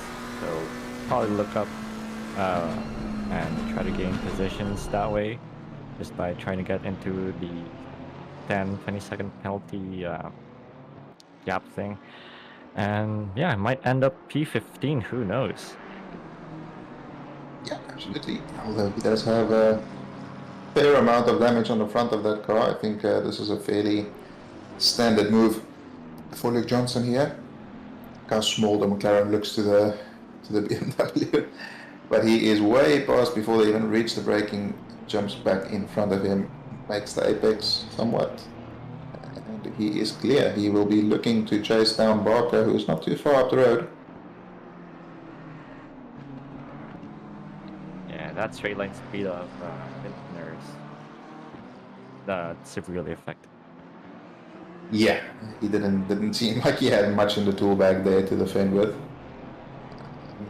But yeah, Matt Lamb pointing out this is a long, fast track. Yeah, it's 50 minutes now, and it still hasn't gotten to optimum, so I'm not quite sure why it's taking so long. Oh, that is not the line you want to take. The esports line there from Shaquille, facing the wrong direction. Again, just nibbling at a little bit too much curb, and that unsettles the car, tosses it around. He's losing many positions on track here, plus he does have a penalty which might lose him some more. You see Thurkelini has caught up to the back of Rockford. I may have been wrong in terms of the pace of Rockford versus Chan, but he is now under pressure from your AM class championship leader, Damiano Thurkelini.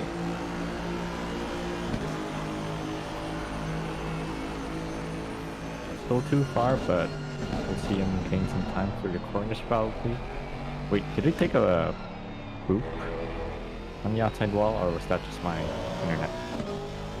That may have been, I don't know. It doesn't seem to affect the car too much if you do that. Like I said, I did it a couple of times last night, mostly in the other bank section, but it doesn't seem to throw the car off too much. Yeah. Just takes the mirror off, basically. If anything, it helps it turn in. No, because the car gets stuck on it. That's the problem. Oh, really? Yeah, not stuck on it, but it pulls towards the wall instead of pushing it away. So so you need to turn a little bit extra to get it off into the turn in. But Okay. it slows the car down, so it sort of makes up for it. It's a bit of the GT Sport tactic of using walls to slow down.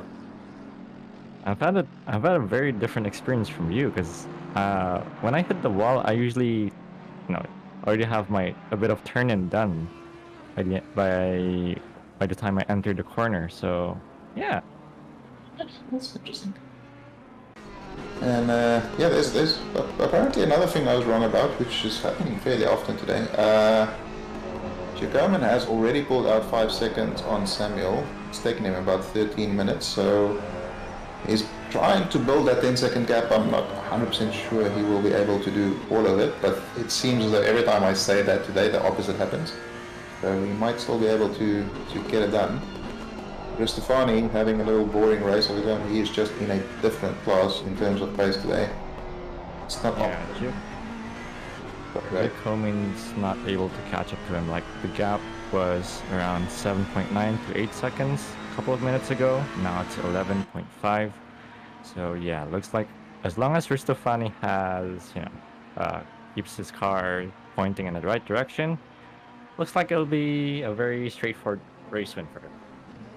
Yeah, absolutely. It's not often you see somebody beat a Giacomin by 10 plus seconds, so that says a lot about the performance that Rialto has put in today. That is not where you want to park, Mr. Shaquille. I don't think that is a validated parking spot. He's having a rough 2 laps at the moment.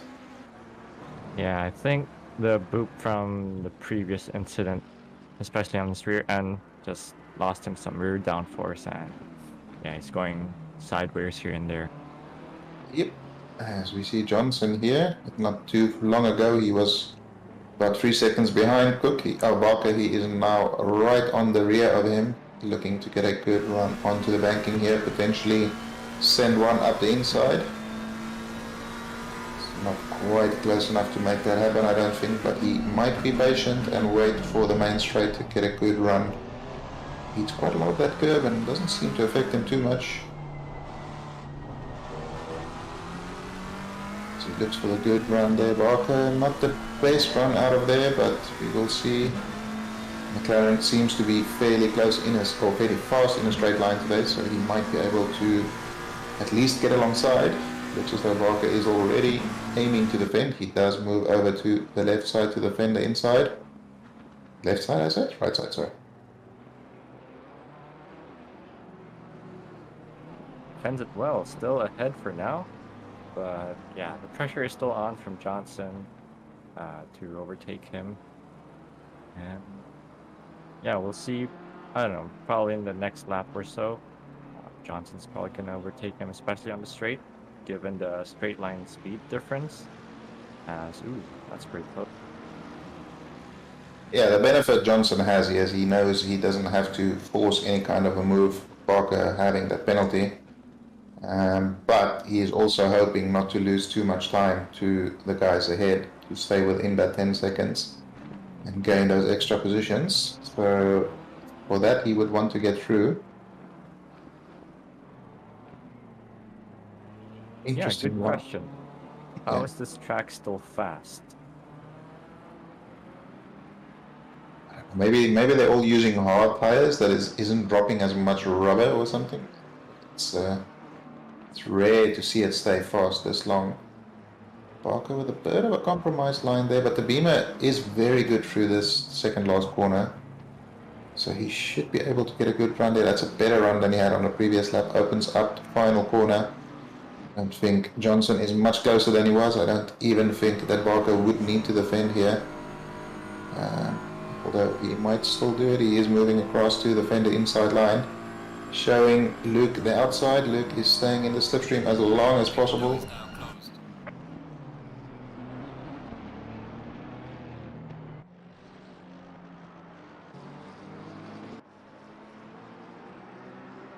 That exit was vital in keeping him in front.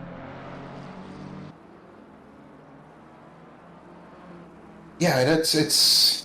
I think we figured out that you need to be quite a... Ooh, Barker is quite deep there. Johnson pokes his nose up the inside. Barker will still have the inside for the right-hander. Side by side, no contact yet. Squeezes him wide, leaves just enough space for a car to fit in. Very, very close here. Barker staying on the inside, pushing Johnson to use all of those marbles, both of them taking a very compromised line through there. All this is doing is losing them a bunch of time to the guys up ahead. So this is really, really impacting Johnson's race, not having much impact on Barker's race. Two papayas getting down. Yeah.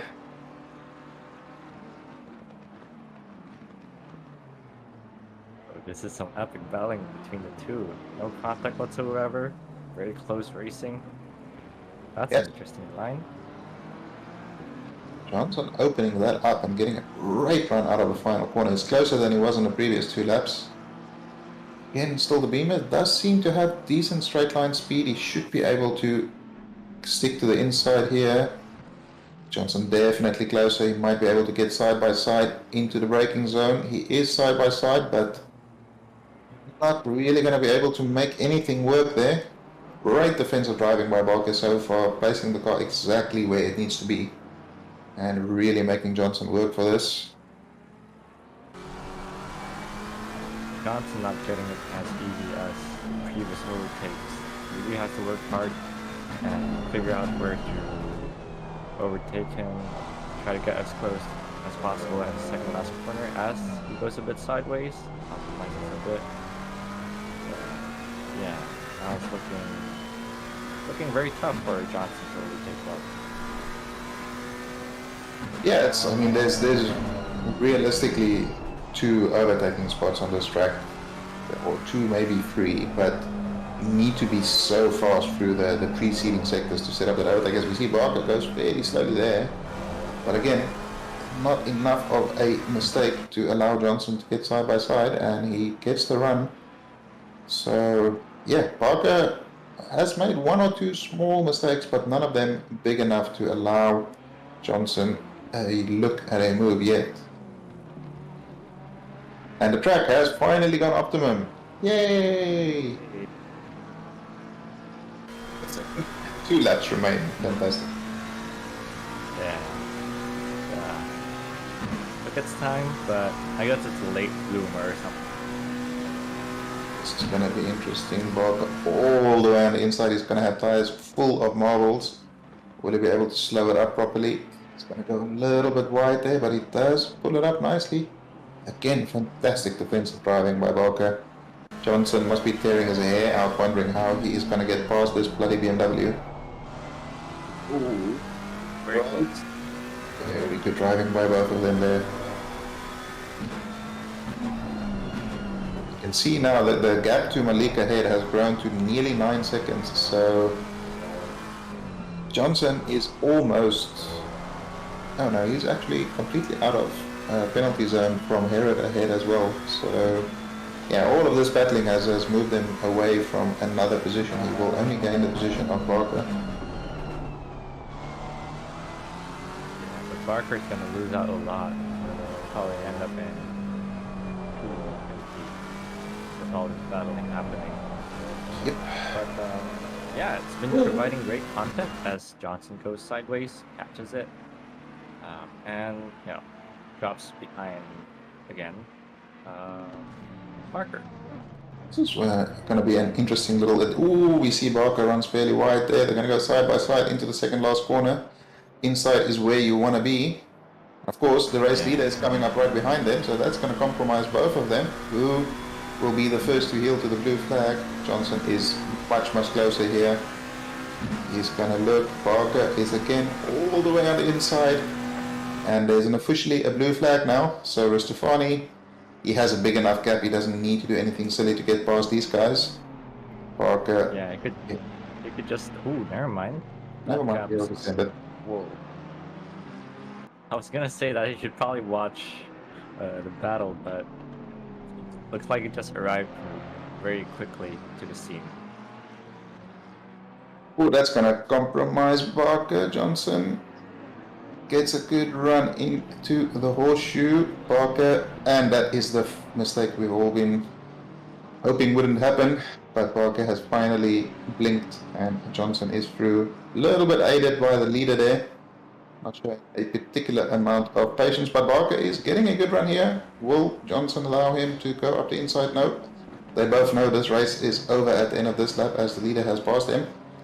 But I think Johnson is now safely ahead. Yeah, does Barker still have his rain light on? I just noticed a bit of blinking behind. That's possible. It's still raining somewhere, I'm sure. Fireballs and message retracted. Name a more iconic duo. As we see, Rialto Ristefani here coming around the final corner. He has certainly been in a class of his own. Didn't get qualifying all his own way, but the race has been pretty much a one-man show. Crosses the line for an easy win by a 15-second margin. Fantastic racing there by Mr. Ristefani. Yep, also takes home the fastest lap with a 35.4, pretty quick. So that was on a fast track. As we see Giacomo here across the line, he has built a sizable gap to Shady, but I think Shady is still within that 10 second. Yes, he is 6 seconds, so he will take P2. Giacomo will take P3. George Fowler, the Pro-Am, has had a fantastic race. A bit of a poor start, but since then he has been on fire. Crosses the line in P4. Not getting the Pro-Am win, so that obviously goes to Ristefani with the overall win as well. Bartlett crossing in P5. And the next driver to cross will be Pete Viney in the Honda P6. Did well to get ahead of Hermanto, stay ahead of Hermanto. Hermanto not too far behind, crosses the line in P7. Irfan is our second driver with a penalty to cross. He will lose a couple of positions. This battle is still raging. It seems as though Thirlini is ahead of Rochford there. And that will place two AM cars in the top 12. Fantastic driving by them. Been a very fun race. Lots of battling here and there. Lots of incidents here and there as well. But yeah, some of these battles, they were epic to watch and, you know, even went on for more than a lap or so. Some even went side by side for half a lap, non-stop. So yeah, it's been a very epic race to watch. Yeah, overall some great battling, couple of little unfortunate incidents. Obviously a bit of a rough start with the parking lot. But no, definitely a fun race to watch. What are we looking at? What are we looking at? Oh, he hasn't crossed the line. Okay. So that's gonna delay the race finish a little bit. As the others are doing their burnouts. Pretty iconic, I think, for this track. Everyone's doing their burnouts at the end of turn 1. Ooh, we have entered the upside down. Safety car Janetta. Yeah. Let's get it on. So some pretty good donuts. He's out there all on his own now. They are doing unsafe things. Scotty Rockford returns to pits. We are waiting just for this session to take over. I feel like the safety car being out on track may be causing a bit of a delay as well. But we wait for it to take over. Bibles, it's actually a fun There track. we go. Yeah, finally picks over. George Fowler in chat. Great qualifying, mate. Fantastic race result as well. But yeah, excellent lap in quali. There we go. From Muller, DQSC. So shame on you, SC. It looks as though he has a pop tire or something on the rear there, I'm not sure. It's still just a very low rear ride height, but yeah, as soon as we return to garage, we can get the results done and move on. Malak is busy reprimanding the safety car.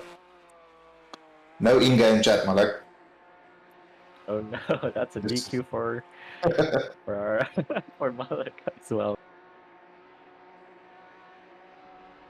Okay, as we have gone black, so I'm not 100% sure. There we go. It is raining again, so much to the dismay of George Fowler. He would have liked some rain in that race. But we get a look at our final results of the race. Of course, Rialto Rustafani taking the win, Shady Samuel in second, with Jacoban serving that penalty in P3. Pro-Am class, Rustafani, Fowler, Viney. And in the Am class, we have Hugo Chan, Damiano Tuklini, Zach Graham, Kerry Lau. And Brad Grant dominating the silver class, gets the fastest lap, gets pole in class, and he wins the race as well in silver. Safety car has been disqualified and banned from OOR, so next week we will see Mr. Car Safety. But that will do us for Split Becketts, Split Ascari. Thanks everybody for watching. Don't forget to tune in a little bit later. EU will be racing in about 8 hours, I think. And then, of course, we have the NA in about 12 hours from now. Yeah, it's been a very fun race once again. Thanks, JP, for going into the commentating booth. It's been fun to commentate with you as well. And yeah, see you next week in Paul Ricard on track as well as the commentating booth. Good night all, good night chat, have a good night, cheers.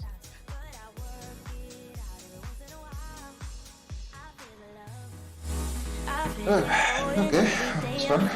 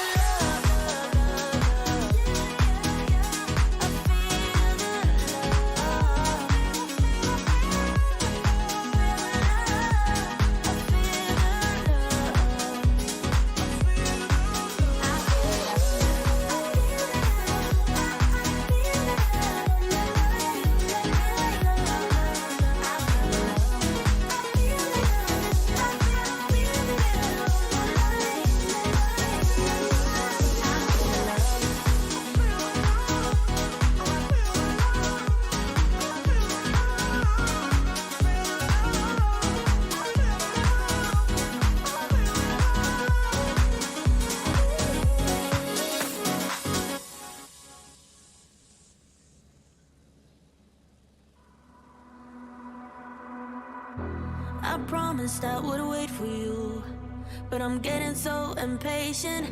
Tell me that you're ready now.